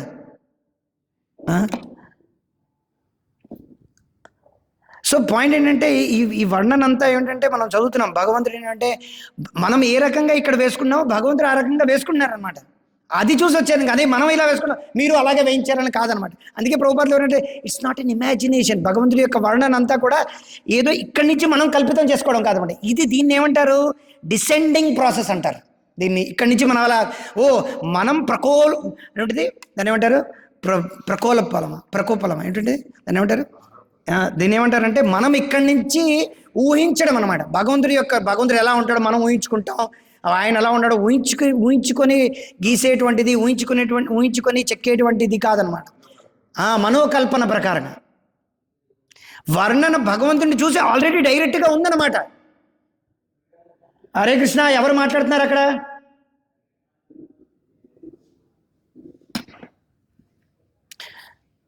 సో చెప్పొచ్చేమాట ఏంటంటే సో భగవంతుడి యొక్క వర్ణన అంతా ఏంటంటే శాస్త్రంలో ఎందుకు ఉందంటే సాక్షాత్తుగా వ్యాసుడు కానీ భక్తులు కానీ సాక్షాత్తుగా నేరుగా చూస్తున్నారు అన్నమాట. వాళ్ళకి అపరిపూర్ణమైనటువంటి ఇంద్రియాలు కానీ భ్రమలో కానీ మోసపూరితమైనటువంటి ప్రవృత్తి కానీ లేకపోతే తప్పులు చేసే ప్రవృత్తి వాళ్ళకి లేదనమాట వైష్ణవులు. అందుకే భగవంతుడి సాక్షాత్తుగా కుంతిమానని చెప్తుంది, ఏమిటని ప్రార్థిస్తుంది? కృష్ణాయ వాసుదేవాయ దేవకీ నందనాయ చ నందగోపకుమారాయ గోవిందాయ నమ పంకజనాభాయ నమ పంకజ నేత్రాయ నమస్తే పంకజాంగ్రయే అని చెప్పి సాక్షాత్తుగా చూస్తుంది అన్నమాట. అందుకే ఆయన వేసుకున్నటువంటి దుస్తులు ఏమిటి, ఎలా ఉన్నాయి, ఆయన ఏ రకమైనటువంటి ఆభరణాలు వేసుకుని, ఇవన్నీ కూడా దివ్యమైనటువంటి, అవన్నీ జీవులు అనమాట. ఇంతవరకే చాలా కష్టంగా ఉంది అర్థం అవ్వడానికంటే అవన్నీ జీవులంటే ఎలా అర్థమవుతుంది అంటే జీవులంటే వాళ్ళు బ్రతికున్న జీవుల ఎస్ ప్రతి ప్రతి కుండలాలు ప్రతి ఇక్కడ రాశారనమాట ఆయన యొక్క ఏమిటిది ఆయన యొక్క కంఠం పైన ఏమిటి అక్కడ తెలుగులో చదవండి ఒకసారి. ఆయన ఏమిటి వేసుకున్నారు, ఏ రకమైనటువంటి మాల వేసుకున్నారు? ట్రాన్స్లేషన్ మొదట ఫస్ట్ లైన్ చదవండి. ఆకర్షణీయమైనటువంటి వనమాలని ఆయన మెడకు వేసుకున్నారు అనమాట. ఆ మెడకు వేసుకున్నాను ఇంగ్లీష్లో ఏమిటంటారు తెలుసా? సిల్వర్ ఫ్లవర్స్ అంటారు. మా అట్లాంటాలో కృష్ణా లైఫ్ సెంటర్ ఉందన్నమాట, అది సిల్వర్ హిల్స్లో ఉందన్నమాట. సిల్వర్ అనేది ఏంటంటే ఓ రకమైనటువంటి పువ్వు అన్నమాట, చాలా పరిమళంతో విదలించేటటువంటి పువ్వు అనమాట. ఆధ్యాత్మిక ప్రపంచంలో ఉందన్నమాట. అటువంటి పరిమళమైనటువంటి పువ్వులు యాక్చువల్గా ఏంటంటే వనమాలి గదీశాంగి శంఖీ చక్రీచ నందకి. వనమాలి అంటే భగవంతుడు ఎందుకు ఏ మాలలో వేసుకుంటాడు? వనంలో ఉండేటువంటి మాలలు వేసుకుంటాడు, ఆ పువ్వులతో చేసినటువంటి మాల వేసుకుంటాడు. అక్కడికి ఎక్కువ సుగంధం ఉంటుంది అన్నమాట. అమెరికాలోని భారతదేశం వదిలేసి ఏ దేశం వెళ్ళినా సరే పువ్వులేవి కూడా వాసన ఉండవన్నమాట. దాని మీద సెంటు వేసుకొని వాసన చూసుకోవాలన్నమాట. ఇది దౌర్భాగ్యం. అంటే దౌర్భాగ్యం ఏమిటంటే పువ్వు మీద సెంటు వేసుకొని చూసుకోవాలి వాసన. ఇంకా భారతదేశంలో ఉన్న కొద్ది గొప్ప వీళ్ళందరూ నిరాకారం, దేవుడు లేడు, విగ్రహారాధన చేయకూడదు అన్నారు. కానీ ఆ పువ్వులు ఎవరి కోసం భగవంతుడు సృష్టించాడు? తన కోసం తానే సృష్టించుకున్నాడు అనమాట. ఈ ప్రచోదలు ఈ చెక్క పూజ చేసిన వాళ్ళకి ఏం తెలుస్తాయి? శవ పూజ చేసిన వాళ్ళకి ఏం తెలుస్తుంది? శవాలని పూజ చేసిన వాళ్ళకి ఏం తెలుస్తుంది? సో వాళ్ళకి తెలియదు అనమాట. శవం మీద పువ్వులు వేస్తారు, కానీ భగవంతుడు ఎందుకు సృష్టించాడు వాటికి? భగవంతుడు తన కోసం సృష్టించాడు. ఆ పువ్వు ఎలా వెయ్యాలో కూడా శాస్త్రంలో చెప్పారనమాట. ఇలా వెయ్యాలి, పుష్పం సమర్పయామి అని చెప్పి భగవంతుడు చెప్తున్నాడు ఎలా వెయ్యాలని. 3 వేళ్లతో ఈ రకంగా వెయ్యాలి అని. నీకు తెలియదు అనమాట, ఎందుకంటే నువ్వు ముక్కు చీవుడితో పుట్టావు. నువ్వు ముక్కు చీవుడు వదులుతున్నావు, నీకేమీ తెలీదు. ఫస్ట్ అర్థం చేసుకో. సో భగవంతుడి యొక్క మాల అలా శుద్ధకంతో వరితమైనటువంటి ఆ ప్రభుపాదుల వారు అందుకే ఏంటంటే ఆ పువ్వులు తీసినప్పటికీ కూడా పువ్వుల యొక్క వర్ణాలు ఎలా రాస్తున్నారో చూడండి. ప్రభుపాదుల వారు వైకుంఠం జగత్తులో ఆ పువ్వులు తీసినప్పటికీ కూడా వాటిలో పరిమాణాలు అలాగే ఉంటాయి. ఎప్పుడూ కూడా దాన్ని ఇదైపోవు, సొమ్మసిల్లిపోవు అన్నమాట. పువ్వులు పరిమళం వదలవు అన్నమాట. ఈవెన్ భౌతిక ప్రపంచంలో స్వర్గలోకాల్లోనే అలా ఉంటుంటే ఆధ్యాత్మిక ప్రపంచం గురించి చెప్పక్కర్లేదు. ప్రతి పువ్వు కూడా జీవే ఆధ్యాత్మిక ప్రపంచంలో. ప్రతి పువ్వు అబ్బా నేను ఇప్పుడు కృష్ణుడి దగ్గరికి పాదాల దగ్గరికి వెళుతున్నానని చెప్పి ఆయన కీర్తన చేస్తుంటుంది అన్నమాట. హరికృష్ణ అనుకుంటున్నాను. అలా పువ్వు అలా వెళ్ళి భగవంతుడి పాదాల మీద పడుతుంది అన్నమాట. అది ఆధ్యాత్మిక ప్రపంచం అంటే. కానీ ఆధ్యాత్మిక ప్రపంచానికి భౌతిక ప్రపంచానికి ఇక్కడేంటి పువ్వులు ఇలా వేసేసరికల్లా ఏమిటంటే అవి పరిమళం వదిలైపోతాయి. కానీ ప్రభుపాదుల వారు ఏం చెప్పారు? ఎప్పుడైతే ఆ పువ్వును మనం అలా తీసి ఇక్కడ మనం పూజ చేస్తున్నామో, ఆ పువ్వులు భగవంతుడి యొక్క పాదపద్మాలు వేస్తున్నామో, ఆ పువ్వు ఏ చెట్టుకైతే వస్తుందో ఆ చెట్టు యొక్క జీవి నెక్స్ట్ జన్మలో భక్తుడుగా పుడుతుంది. భక్తి చేసుకునే ఒక అవకాశం ఇస్తున్నాం అన్నమాట. అందుకే మనం ఏమిటంటే ఇలా తీసి తన వాసన చూడమన్నమాట. అది ఆత్మ అనేటువంటిది మన యొక్క కామాన్ని పూర్తి చేసుకోవడం అన్నమాట. కానీ మనం ఏం చేస్తాం? ఆ పువ్వుని ఇలా తీసి భగవంతుడి వైపు, భగవంతుడి యొక్క పాదపద్మాల పెట్టి, అందుకే అర్చ విగ్రహం ఉంది. మనం డైరెక్ట్గా భగవంతుడికి పూజ చేయలేం కదా, భగవంతుడికి ఇవ్వలేం.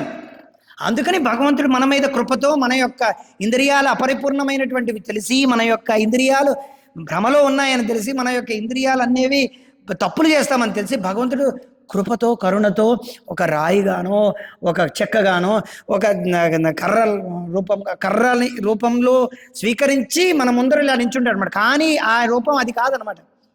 అది కూడా దానికి కూడా తుప్పు పట్టేయవచ్చు, దానికి కూడా ఇదైపోవచ్చు. కానీ సాక్షాత్తుగా భగవంతుడు ఆచార్యులందరూ ఇచ్చేసినప్పుడు అది సాక్షాత్తుగా భగవంతుడు తను స్వీకరిస్తున్నాడు అన్నమాట మన యొక్క సేవగా. అప్పుడు అది స్వేగా స్వీకరించినప్పుడు మన యొక్క మనసు కూడా నిర్మలం అవుతుంది. లేకపోతే ఈ భౌతిక ప్రపంచంలోని ఇంకా అన్సివిలైజ్డ్ అంటే ఎక్కడో పాశ్చాత్య దేశాల్లో వాళ్ళకి కృష్ణుడు అంటే తెలియదు, రాముడు అంటే తెలియదు. అలాంటి వాళ్ళు హరి యొక్క నామం చేసి అర్చా విగ్రహాలని లాస్ ఏంజలీస్లో, ప్యారిస్లోని, కజాకిస్తాన్లోని, చైనాలోని, జపాన్లోని ఎలా చేస్తున్నారు? హరే రామ హరే కృష్ణ మందిరంలో వాళ్ళందరూ వాళ్ళు పూజ చేసిన వాళ్ళందరూ భారతీయులు కారు. వాళ్ళకి ఎలా తెలుస్తుంది? ఎందుకంటే వాళ్ళు పవిత్రం అవుతున్నారు కాబట్టే. దీని యొక్క సంకేతం ఏమిటంటే ఆ అర్చా విగ్రహాలు కూడా వాళ్ళకి పరస్పరం ఏమిటి చేస్తున్నాయి? వాళ్ళతో సంబంధం చేసుకున్నాయి అనమాట. వాళ్ళు పవిత్రం అవుతున్నారు, అందుకే వాళ్ళకి ఇన్స్పిరేషన్ వస్తుంది పూజలు చేయాలని. ప్రభుపాద్ గారు చెప్పారు, ఆస్ట్రేలియాలో ఒకసారి విగ్రహాలని స్థాపించిన తర్వాత లాస్ ఏంజలీస్లో ఏం స్థాపించారంటే కృష్ణుడు ఇప్పుడు వచ్చాడని చెప్పారు. కృష్ణుడు విగ్రహం వచ్చిందని చెప్పలే ప్రభుపాద్ గారు. ఏం చెప్పారు? కృష్ణుడు వచ్చాడు మీతో మాట్లాడడానికి అని చెప్పాడు అన్నమాట. ఎప్పుడు మాట్లాడతాడు? మన యొక్క ప్రేమను చూసి కృష్ణుడు మాట్లాడతాడు అనమాట.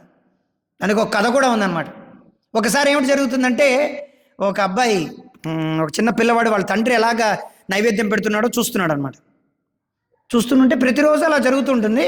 ఒకరోజు తండ్రికి ఎందుకో పని పడుతుంది అనమాట. నువ్వు ఎలాగో చూస్తున్నావు కదరా, నువ్వు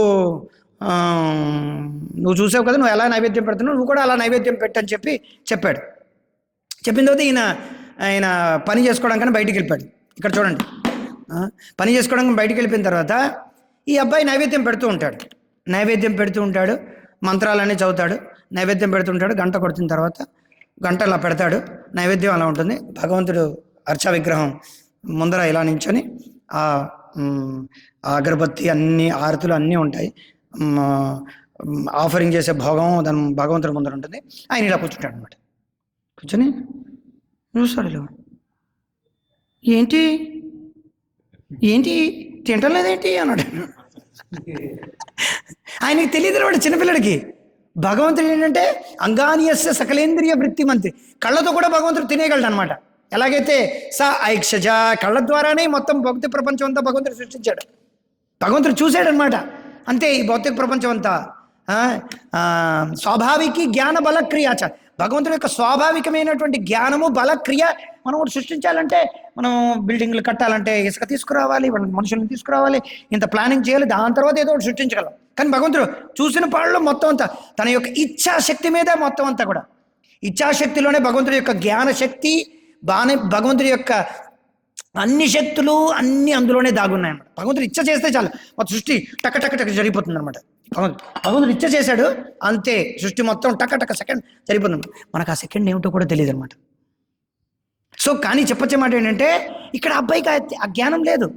లేనంత మాత్రాన భగవంతుడు తీసుకరించడానికి కాదనమాట. భగవంతుడు భావాన్ని స్వీకరిస్తాడు కాబట్టి చూస్తున్నాడు, భగవంతుడు ఆల్రెడీ తీసుకరించాడు. కాకపోతే ఈ అబ్బాయికి ఇంకా నమ్మకం కుదరట్లేదు. అబ్బాయి ఏమిటి చెప్తున్నాడు తెలుసా? అబ్బాయి అంటున్నాడు అనమాట, కృష్ణుడితో అంటున్నాడు, నువ్వు తీసుకోకపోతే మా నాన్న నన్ను తిడతారు, నైవేద్యం పెట్టాను, నన్ను నైవేద్యం పెట్టలేదని మా నాన్నగారు నన్ను తిడతారు, తీసుకో అన్నాను. ఇంకా ఓకే తీసుకున్నాను. ఇంకా మళ్ళీ వెయిట్ చేశాడు. ఇలా చూస్తున్నాడు, కృష్ణుడు చూస్తున్నాడు, నైవేద్యం చూస్తున్నాడు, ఇంకా రావట్లేదు. ఇంకా ఆయన ఏడుస్తున్నాడు, మొదలుపెట్టాడు అనమాట. చాలా గట్టిగా ఏడవడం మొదలుపెట్టాడు. భగవంతుడు ఇంకా లాభం లేదని చెప్పి తానే వచ్చి తినేసి వెళ్ళిపోయాడు అనమాట. వెళ్ళిపోయిన తర్వాత ఇప్పుడు బాగుంది అని చెప్పిన తర్వాత వస్తాడు తండ్రి వచ్చి, నైవేద్యం పెట్టామండి. పెట్టేశాను, భగవంతుడు తినేశాడు అని చెప్పి. ఎందుకంటే జనరల్గా పిల్లలు అబద్ధాలు ఆడేస్తారు కదా, ఏదైనా స్వీట్ మంచి ఉన్నాయంటే సందేశ్ ఉన్నాయంటే తినేస్తారు కదా, తీగా ఉంటాయి అంటే. పిల్లడేదో అబద్ధాలు ఆడేళ్ళే ఫోన్లే అనుకో వదిలేశాడు అనమాట. ఎక్కడుంది నైవేద్యం తీసుకురా అంటే, కృష్ణుడు తినేశాడు అని చెప్పి. లేదు ఫోన్లే ఈసారికి వదిలేద్దాంలే అబద్ధాలు ఆడుంటాడు. 2వ రోజు అలాగే అవుతుంది, 2వ రోజు కృష్ణుడు తినేస్తాడు. నైవేద్యం తీసుకురాడు. లేదు కృష్ణుడు తినేశాడు, అయిపోయిందండి. 3 రోజులు అయింది. 4 రోజులకి అడిగాడు అనమాట, నువ్వు అబద్ధాలు ఆడుతావు. లేదు నాన్న తినేశాడు నిజంగానే తిన్నాడు అని చెప్తాడు అనమాట. ఇక 5వ రోజు ఏం చేస్తాడంటే, ఆయన వెనక నుంచి చూస్తూ ఉంటాడు అనమాట. వెనక నుంచి ఏం చేస్తున్నాడని ఒకరోజు చూస్తుంటే సాక్షాత్ కృష్ణుడు రావడం, తినడం, ఈయనకి మత్తిపోతుంది అనమాట. అలా ఎన్నో జరిగాయి అనమాట. విగ్రహాల గురించి చెప్పుకోవాలి, భగవంతుడి యొక్క అర్చామూర్తుల గురించి చెప్పుకోవాలంటే ఎన్నెన్నో గాథలు ఉన్నాయి. అసలు మనం దానికి అంతు లేదనమాట. సో మహారాజ్కి ఒక లెక్చర్ కూడా ఉందన్నమాట. డెయిటీ పాస్ టైమ్స్ అనే ఒక లెక్చర్ ఉంది మహారాజ్ది. అఫ్కోర్స్ ఎన్నెన్నో గాథలు ఉన్నాయి శ్రీ వైష్ణవ సంప్రదాయంలోని, తర్వాత మన సంప్రదాయంలోని, మధ్వ సంప్రదాయంలోని. మధ్వ సంప్రదాయంలో అయితే ఎన్ని ఉన్నాయో. విషం ఇచ్చేటప్పుడు ఎందరో మంది విషం ఇచ్చేస్తే ఆ విగ్రహాలు హైగ్రీవుడే స్వయంగా వచ్చి ఆ ప్రసాదాన్ని తినేస్తాడనమాట, ఆయన తినకుండా ఉండడానికి ఆ విషం అంతటి. అప్పుడు ఆయన హైగ్రీవ స్తోత్రం చదవడం. ఆ తర్వాత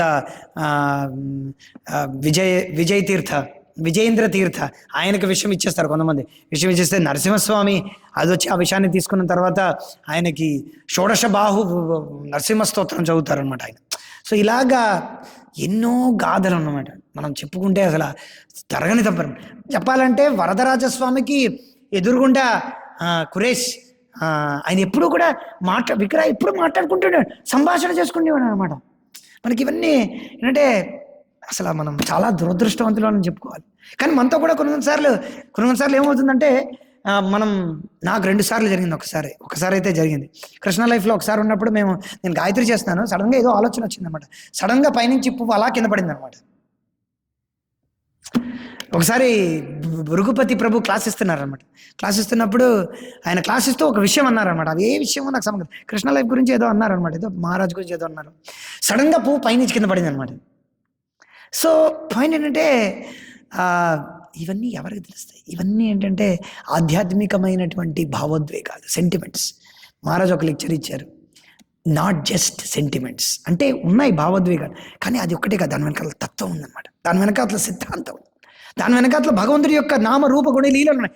అలాగా ఇక్కడ భగవంతుడు ఏమంటే ఇక్కడ చెప్తున్నారన్నమాట, భౌతిక ప్రపంచంలో స్వర్గం లోకాల్లోనే పువ్వులు ఏంటంటే వాటికి జీవం లేకపోయినా సరే అవి వాడిపోవు, తీస్తే వాడిపోవు. అందుకే స్వర్గలోకాల్లో ఉండవు, వాళ్ళకి కనురెప్పలు ఉండవు.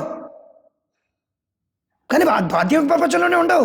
కాకపోతే అంటే అక్కడ ఏంటంటే ఇంకా కూడా చెప్పాలంటే ఇక్కడ మరణం అనేది ఉంది, వృద్ధాప్యం ఉంది, చరణ మరణాలు ఉన్నాయి స్వర్గలోకాల్లో కూడా, ఈవెన్ పై లోకాల్లో కూడా. ఈ భౌతిక ప్రపంచంలోనే ఎక్కడైనా 14 లోకాల్లో ఎక్కడికి వెళ్ళినా సరే. కాకపోతే ఏంటంటే స్వర్గలోకాల్లో ఏంటంటే పువ్వు అక్కడ కూడా ఇది అవుతుంది, ఎక్కడ ఎవరు కూడా భూమి మీద నడవరు. కానీ కృష్ణుడు ఎంతో దయగలవాడు అన్నమాట. ఈ భౌతిక ప్రపంచంలోకి వచ్చి ఆయన భూమి మీద నడుస్తాడు. ఎన్నో శ్లోకాలు ఉన్నాయన్నమాట. ఆ భూమి గీత పాడుతుందన్నమాట. కృష్ణుడు సాక్షాత్తుగా ఆయన యొక్క పాదాలను నా పైన ఉంచాడు, నాకు ఎంతో ఇదైందని చెప్పి, నా జన్మ ధన్యమైందని చెప్తున్నాను. కృష్ణుడే సాక్షాత్తుగా వచ్చాడు, పాదాలు మోపాడు అన్నమాట. కానీ ఇప్పుడు ఏమిటి చేస్తాం? ఇప్పుడు ఈ కలిపురుషుడు వచ్చి ఇప్పుడు ఏ దైవమైందో తెలియదు, నేను చేసుకున్న కర్మ ఏమిటో తెలియదు, ఇక్కడ నన్ను ఇలాగ పట్టి పిలుస్తుంది అంటుందన్నమాట. ఆవిడ ఇలా అందనమాట, కలిపురుషుడు చేశాడు ఇదనమాట. భూమి గీత తర్వాత కలి పురుషుడు వచ్చి ఆవుని తర్వాత ఎద్దుని ఇచ్చేసినప్పుడు అందులో కూడా మనం చూడొచ్చు భగవంతుడి గురించి చెప్తున్నాను. సో ఇలాగ ఎన్నో వర్ణనలు ఉన్నాయన్నమాట భగవంతుడి యొక్క. పువ్వు గురించి వర్ణనయ్యా, ఒక పువ్వు గురించి భగవంతుడు ఇంతలా వర్ణిస్తున్నారు, ఎక్కడుంటుంది? ఆ తర్వాత నేను ఈరోజు పొద్దున్నే జపం చేస్తుంటే ఎక్కువ దోమలు అటు ఇటు ఉన్నాయన్నమాట. నాకు సడన్గా ఈ వర్ణనే గుర్తొచ్చింది అనమాట. ఆధ్యాత్మిక ప్రపంచంలోని వేదాలు, శాస్త్రాలు, భగవంతుడి యొక్క గుణగణాలు అన్నీ కూడా ఈ ఏమంటారు, ఈ భ్రమరం ఎందుకు భ్రమిస్తూ ఉంటుందన్నమాట. అది ఒక చోట ఉండదన్నమాట, భ్రమిస్తూ ఉంటుందన్నమాట. అందుకే దాన్ని భ్రమరము అన్నారన్నమాట. ఆ భ్రమరం ఏమి చేస్తుంది, సౌండ్ వస్తుంది అన్నమాట. కాకపోతే అంటే ఆధ్యాత్మిక ప్రపంచంలో అది భగవంతుడి యొక్క కీర్తన చేస్తూ ఉంటుంది అన్నమాట. హరే కృష్ణ హరే కృష్ణ అనుకుంటున్నాం. ఈ భౌతిక ప్రపంచంలో దోమలు ఏం చేస్తాయి, మనల్ని పీడిస్తూ ఉంటాయి, దద్దుర్లు వచ్చేస్తుంటాయి. కానీ ఆధ్యాత్మిక ప్రపంచంలో మనకు కుట్టినా సరే మనకి ప్రేమోద్వేగం వచ్చేస్తుంటుంది అనమాట. ఆధ్యాత్మిక ప్రపంచం అది కుడుతుంటే ఇంకా కుట్టాలనిపిస్తుంటుంది అనమాట. కానీ సృష్టించమనండి ఎవరినో ఒకటికి, ఈ సైంటిస్ట్ అందరు నేను ఏదైనా ఒక దోమ సృష్టి రుద్రవీణ వాయించాలన్నమాట. ఇక్కడ అట్లీస్ట్ వీణ వాయించాలన్నమాట. సితార ఎంత బాగుంటుంది, పడుకునే ముందర ఇలాగా ఒక సితారో, ఒక జలతరంగం తెలుసా, టింగ్ టింగ్ టింగ్, జలంలో ఇల్లు పెట్టిని ఇలా కొడతారు, జలతరంగం అంటారు. ఇంకోటి కూడా ఉందన్నమాట, టింగ్ టింగ్ టింగ్ అది వాయిస్తుంటే ఎంతో బాగుంటుంది అనమాట. మరి మీ దోమల్ని ఓ దోమ సృష్టించాలన్నమాట. అది ఈ అని అవ్వకూడదు అనమాట. అది అది ఏమిటంటే హనీ చేయాలి, హనీ వదలాలి. తర్వాత దానిలో ఏమిటంటే మంచి రుద్రవీణ, మంచి సరోద్ సారంగా వాయిస్తే మంచి రాత్రి పడుకునేటప్పుడు వాయించు అని చెప్పి ఎవరు తయారు చేయమనండి. ఒకవేళ తయారు చేసినప్పటికీ ఒక కుక్క మురిగిందని చెప్పి ఇంకొక కుక్క మురిగితే ఇంకో కుక్కను తయారు చేశాను అనమాట. కుక్కను తయారు చేస్తున్నారు తెలుసా ఈ రోజుల్లోనే. కుక్క రాబోట్ని తయారు చేస్తారనమాట. కుక్క రాబోట్ ఏమిటి పెద్ద విషయం? ఆల్రెడీ భగవంతుడు కుక్క తయారు చేశాడు, నువ్వేమిటి చేస్తున్నావు? బొమ్మ చేసావు. అది బొబ్బ ఉంటుంది, ఇది బొబ్బ ఉంటుంది. అది మాట్లాడి నువ్వు ఏదో చేస్తే అనుకోవడానికి. సో ఇక్కడ దీని క్యాల్కులేషనే లేదనమాట. ఇక్కడ ప్రభుపాదులు ఏం రాస్తున్నారు? No material calculation of their value. అసలు వాల్యూ లేదు అసలు. ఎవడ్రా ఇలాన్ మస్క్? లెక్చర్ టైటిల్ ఎవడ్రా ఇలాన్ మస్క్? ఎవడు ఊసి రేపో మాపో చచ్చిపోయేవాడు. వాడు మార్స్కి వెళ్తాడంట, వీడు వెళ్తాడంట, వీళ్ళందరూ చొంగ కాడుతూ మ్యాచ్కి వెళ్తా ఉంటాడు. ఏమిటి ఎవళ్ళు వీళ్ళు? ఏ మార్స్? ఎక్కడుంది మార్స్? ఇది ఎక్కడుంది చంద్రమండలం? అందుకే భగవంతుడు ఏంటంటే పూర్ణమద పూర్ణమిదం పూర్ణాత్ పూర్ణముదచ్యతే పూర్ణస్య పూర్ణమాదాయ పూర్ణమేవావశిష్యతే. భగవంతుడు పూర్ణుడు అనమాట. ఆయన నుంచి వచ్చింది ప్రతిదీ కూడా పూర్ణమైనటువంటిది. సో పూర్ణం నుంచి ఏదైతే పూర్ణం వచ్చిందో ప్రతిదీ పూర్ణమే. ఎందుకు అపరిపూర్ణంగా కనిపిస్తుంది? ఎందుకంటే మనం జీవులం అందులో వేలు పెట్టి ముక్కు పెడతాం కాబట్టే అందులో అపరిపూర్ణత అనేది వచ్చింది. కానీ భగవంతుడి యొక్క సృష్టిలో ఏ అపరిపూర్ణత లేదనమాట. అర్థమవుతుందా? పూర్ణమద అంటే భగవంతుడు పూర్ణుడు. పూర్ణమిదం ఇది భగవంతుడి దగ్గర నుంచి వచ్చింది కాబట్టి ఇది పూర్ణమే. పూర్ణస్య పూర్ణమాదాయ ప్రతి పూర్ణం నుంచి వచ్చింది కాబట్టి పూర్ణమస్య పూర్ణమాదాయ పూర్ణమేవావశిష్యతే. సో భగవంతుడు ఇచ్చినటువంటి భక్తియుక్త సేవలో ఇచ్చేటువంటి నిర్దేశాలు ఏవి కూడా అపరిపూర్ణమైనటువంటివి కావు అనేది మన బుర్రలో ఎక్కడో గట్టిగా మసాలాలో తోసుకోవాలన్నమాట మనం. ఎందుకంటే మనం భక్తియుక్త సేవలో ఈ భక్తుడు ఏదో అన్నాడు, ఆ భక్తుడు ఏదో అన్నాడు, వీడేదో అన్నాడు, వాడి దగ్గర అని చెప్పి మనం భక్తియుక్త సేవ వదిలేసి వెళ్ళిపోతాం అనమాట. కానీ భక్తియుక్త సేవ వలన సేవలో ఏ లోటుపాట్లు లేదు, మన వలన సమస్యలు ఉన్నాయని మనం అర్థం చేసుకోవాలి. నాలో ఏదో సమస్య ఉంది, ప్రభుపాదులో సమస్య లేదు. వేదాలు, శాస్త్రాలు, ప్రభుపాద ఇచ్చినటువంటి వాక్యాల్లో ఏ సమస్య లేదని మనం పదే అర్థం చేసుకోవాలి. ఎవడో ఏదో అనేసాడని చెప్పి చిన్న పిల్లోడ్లాగా మారం చేసి నేను జపానికి రాను, నేను చదవను, నేను ఇంటికి వెళ్ళిపోతాను, నాకు రాలేదు, నాకు కడుపు నొప్పి, నాకు మైండ్ నొప్పి, నాకు బుద్ధి నొప్పి, నా అహంకారానికి శంఖం వచ్చేసింది, నా జీవితం ఏదో తగలడింది, నాకు ఏడో అయింది. అందరి జీవితాలు హరే కృష్ణవే. అందరూ హరే కృష్ణ వాళ్ళు కారు అనమాట. మనం కూడా హరే కృష్ణ ఒకరోజు అయిపోతాం అనమాట. వచ్చాము, చూసాము, వెళ్ళాము.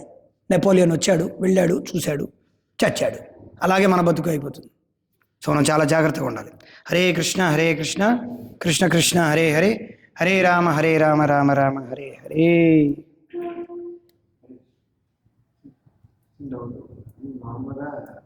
జీవుడు వదిలేసి వెళ్ళిపోలేదు. జీవుడు ఈ శరీరం వదిలేసి వెళ్ళిపోలేదు. అప్పుడు తెలుస్తుందా ప్రభు? ఈ రోజు చెప్పిన క్లాసులో ఏమైనా జరగండి. తర్వాత ఇది కొంచెం జీవుడు గురించి అంటే ఇది వేరే టాపిక్ అనమాట. ఇప్పుడు అడగొచ్చు, కాకపోతే ఈరోజు ఉన్నటువంటి టాపిక్ ఏదైనా ఈరోజు క్లాస్ రిలేటెడ్ ఫస్ట్ సబ్జెక్ట్. ఈ సబ్జెక్ట్ ఆధ్యాత్మిక ప్రపంచం, భౌతిక ప్రపంచం, భగవంతుడి యొక్క రూపం, వాటి గురించి మనం డిస్కస్ చేసాం. దాని గురించి ఏమైనా ప్రశ్న ఉన్నాయి? ఓకే, మీ ప్రశ్న ఏమిటి ఇప్పుడు? జీవుడి శరీరం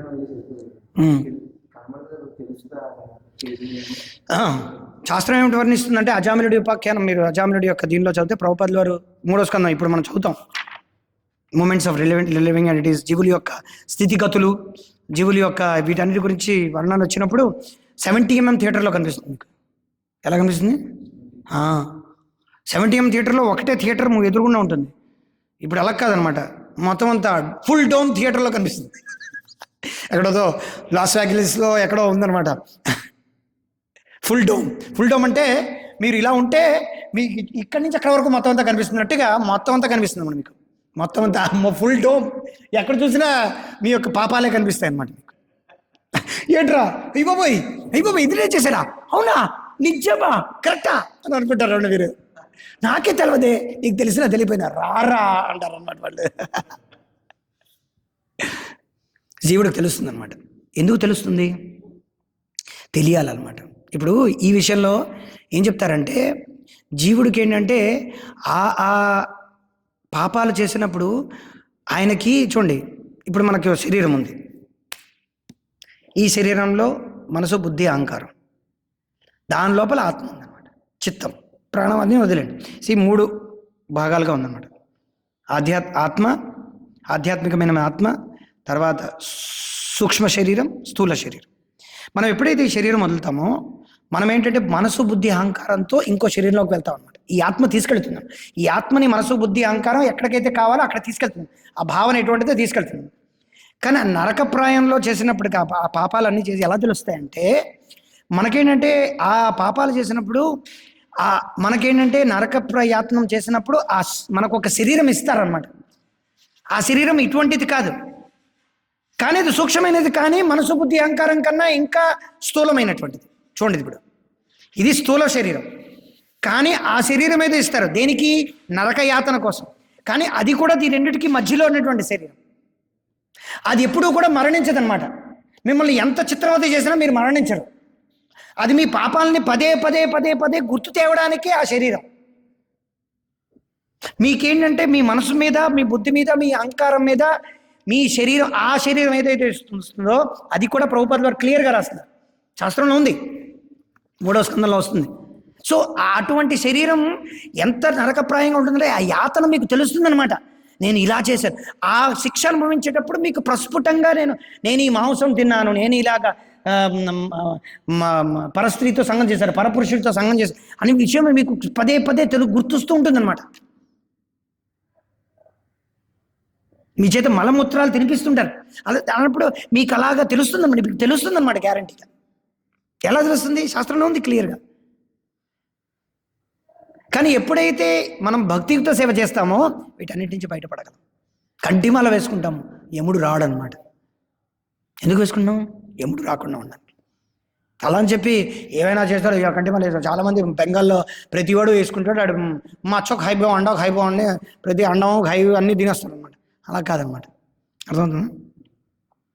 సో వాళ్ళకి తెలుస్తుంది అనమాట ఏ రకమైనటువంటి, ఎందుకంటే మనకు తెలియకపోతే మనకి దాన్ని ఏమంటాడంటే ప్రారబ్ధ, అప్రారబ్ధం, ఫలం, బీజం, కూటం. ఇన్ని పాపాల్లో ఒకటే పాపం కాదు, ఎన్నో రకాలు ఉన్నాయన్నమాట. మీరు అది చెప్తాను, మీరు మర్చిపోయారు. భౌతిక ప్రకృతి సాక్ష్యాలు 8 సాక్ష్యాలు ఉన్నాయి, అవి మర్చిపోవు కదా.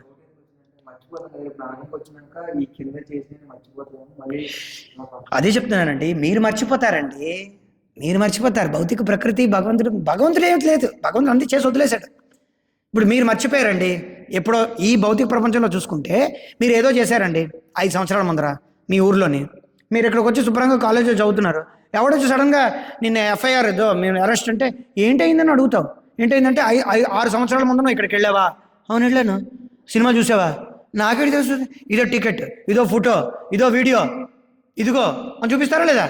ఇదిగో ప్రూఫ్, వాడి మీ ఫ్రెండ్ అనా? అవును. ఊరే అప్పిగా ఇంత ద్రోహం చేస్తావురా నువ్వు పక్కనే ఉండి మాకు వెన్నుపోటు పొడుతావని నువ్వు అంటావు. అప్పుడేను 5 సంవత్సరాల ముందు చేసి నీకు జ్ఞాపకం లేదు. సడన్గా కొంతమంది బ్యాంక్ ఉద్యోగులు ఉంటారన్నమాట. వాళ్ళు ఏం చేస్తారంటే లోన్ కోసం అని చెప్పి లేని స్థలాన్ని ఉన్న స్థలం కింద ఇచ్చేస్తారు, లోన్ ఇచ్చేస్తారు. స్థలం కింద దస్తావేజులు అన్నీ పెట్టేస్తారు. వీడు రిటైర్ అయిపోతాడు. శుభ్రంగా వీడు అమెరికాలో శుభ్రంగా ఇచ్చానంటే, అమెరికాలో కాదు ఇండియాలోనే ఎక్కడో శుభ్రంగా నాట్యం ఆడుతుంటే వీడికి ఒక పోలీస్ నుంచి మెసేజ్ వస్తుంది అనమాట.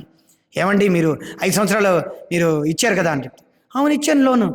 అది అసలు స్థలమైనప్పుడు మీరు ఎలా లోన్ శాంక్షన్ చేశారు అంతే పట్టుకోవడం, అంతే అయిపోయింది ఆడు బతుకు. ఉన్న పిఎఫ్, ఈఎస్ఐ ఏవైతే ప్రావిడెంట్ ఫండ్ వచ్చిందో మొత్తం అంత డబ్బులు ఊష్ ఫటాక్ అనమాట. నాకు గుర్తు లేదండి. మీకు గుర్తు లేదు కాదండి, ఈ భౌతిక ప్రపంచంలోనే జరుగుతున్నప్పుడు ఇవన్నీ ఎక్కడి నుంచి వచ్చాయి? భగవంతుడి దగ్గర నుంచి వచ్చాయి, శాస్త్రం దగ్గర నుంచి వచ్చినప్పుడు అవెందుకు? దీనికి లాజికల్ ఆన్సర్ అది. నేను నమ్మను, నాకు గుర్తులేదు, నాకు తెలియదు, నేను ఒప్పుకోను, నేను మర్చిపోయాను, నీకేటి తెలుసు, ఈడేమిటి పెద్ద సాక్ష్యం, నాకన్నా పెద్ద సాక్ష్యం నా దగ్గర ఉంది, అన్ఫార్చునేట్ చాలా జరిగింది, నాతోనే జరిగిందా ఇలాగా? ఎన్ని రకాలుగా ఆలోచించండి. ఫస్ట్ ఆఫ్ ఆల్ నువ్వు శిక్షకు అర్హుడివి, దాని తర్వాత అన్నీ మాట్లాడుకుందాం అదనమాట. ఈ ప్రపంచంలో నువ్వు వెళ్ళి కోర్టు బోన్లో నించొని నాకు గుర్తులేదు, నాకు తెలియదు, నేను మర్చిపోయాను, వీడెవడో నాకు తెలియదు అని చెప్తే ఒక్కడి జోబు మీద గొయ్యిలు ఆడిస్తే మొత్తం అన్ని గుర్తొస్తాయి. అలాగా. ఓకే, హరే కృష్ణ.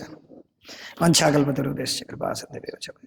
విష్ణు శిల ప్రభుపాద్ కీ జాయ్, శ్రీమద్ భాగవతం కీ జాయ్. హరే కృష్ణ.